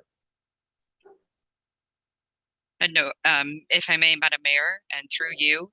So Meadows Drive is identified as the first phase, the built phase of the modular home park. And Meadows Drive is identified but not legally notified through the county GIS system and subsequently the emergency access system through the civic fire numbering. Spruce Drive is for phase 2, which is the new phase, which is being constructed, which building permits have been issued for at this time, and that is to the north. Then I would suggest that point 3 be deleted because there is no Meadows Drive on Schedule A attached. Planner Spencer? Unless you wish to amend, through you, Madam Mayor, if you wish to amend the schedule to identify both appropriately, that can be completed. It's at the will of council to choose what they would like to do from here. Thank you. Could you give a quick comment, Madam CAO, how that would look? Thank you, Mayor Robinson. Yes, so Schedule A only shows Spruce Drive. We could make that amendment, as you noted, Councillor Townsend. I think that would be the right course to take on this. Absolutely. So the motion would just be as amended then. Okay, so Deputy and Councillor Hutchinson, are you okay with that concern and have it as amended? So I have an indication from both. Is there any other comments? I will call the question. All those in favor indicate with a raised hand. Motion is carried. Our last bylaw 13.4, bylaw 77-2022, confirming the proceedings of council. Madam CAO, to the motion. Thank you, Mayor Robinson. The recommendation is that bylaw 77-2022, being a bylaw to confirm the proceedings of council, be read a first, second, third, and final time. Is there a mover? Councillor Shea, seconder, Deputy Mayor, questions? All those in favor indicate with a raised hand. That motion is carried. Members of council, we finished the bylaws. We're moving right over to item 18, adjournment, as it's 1:29. Madam CAO, to the motion at hand. The recommendation is that we do now adjourn at 1:29 p.m. to meet again on September 20th, 2022, or at the call of the chair. Is there a mover for this motion? Deputy Mayor, is there a seconder for this motion? Councillor Shea. All those in favor indicate with a raised hand. Motion is carried. Thank you very much. Enjoy the rest of your day.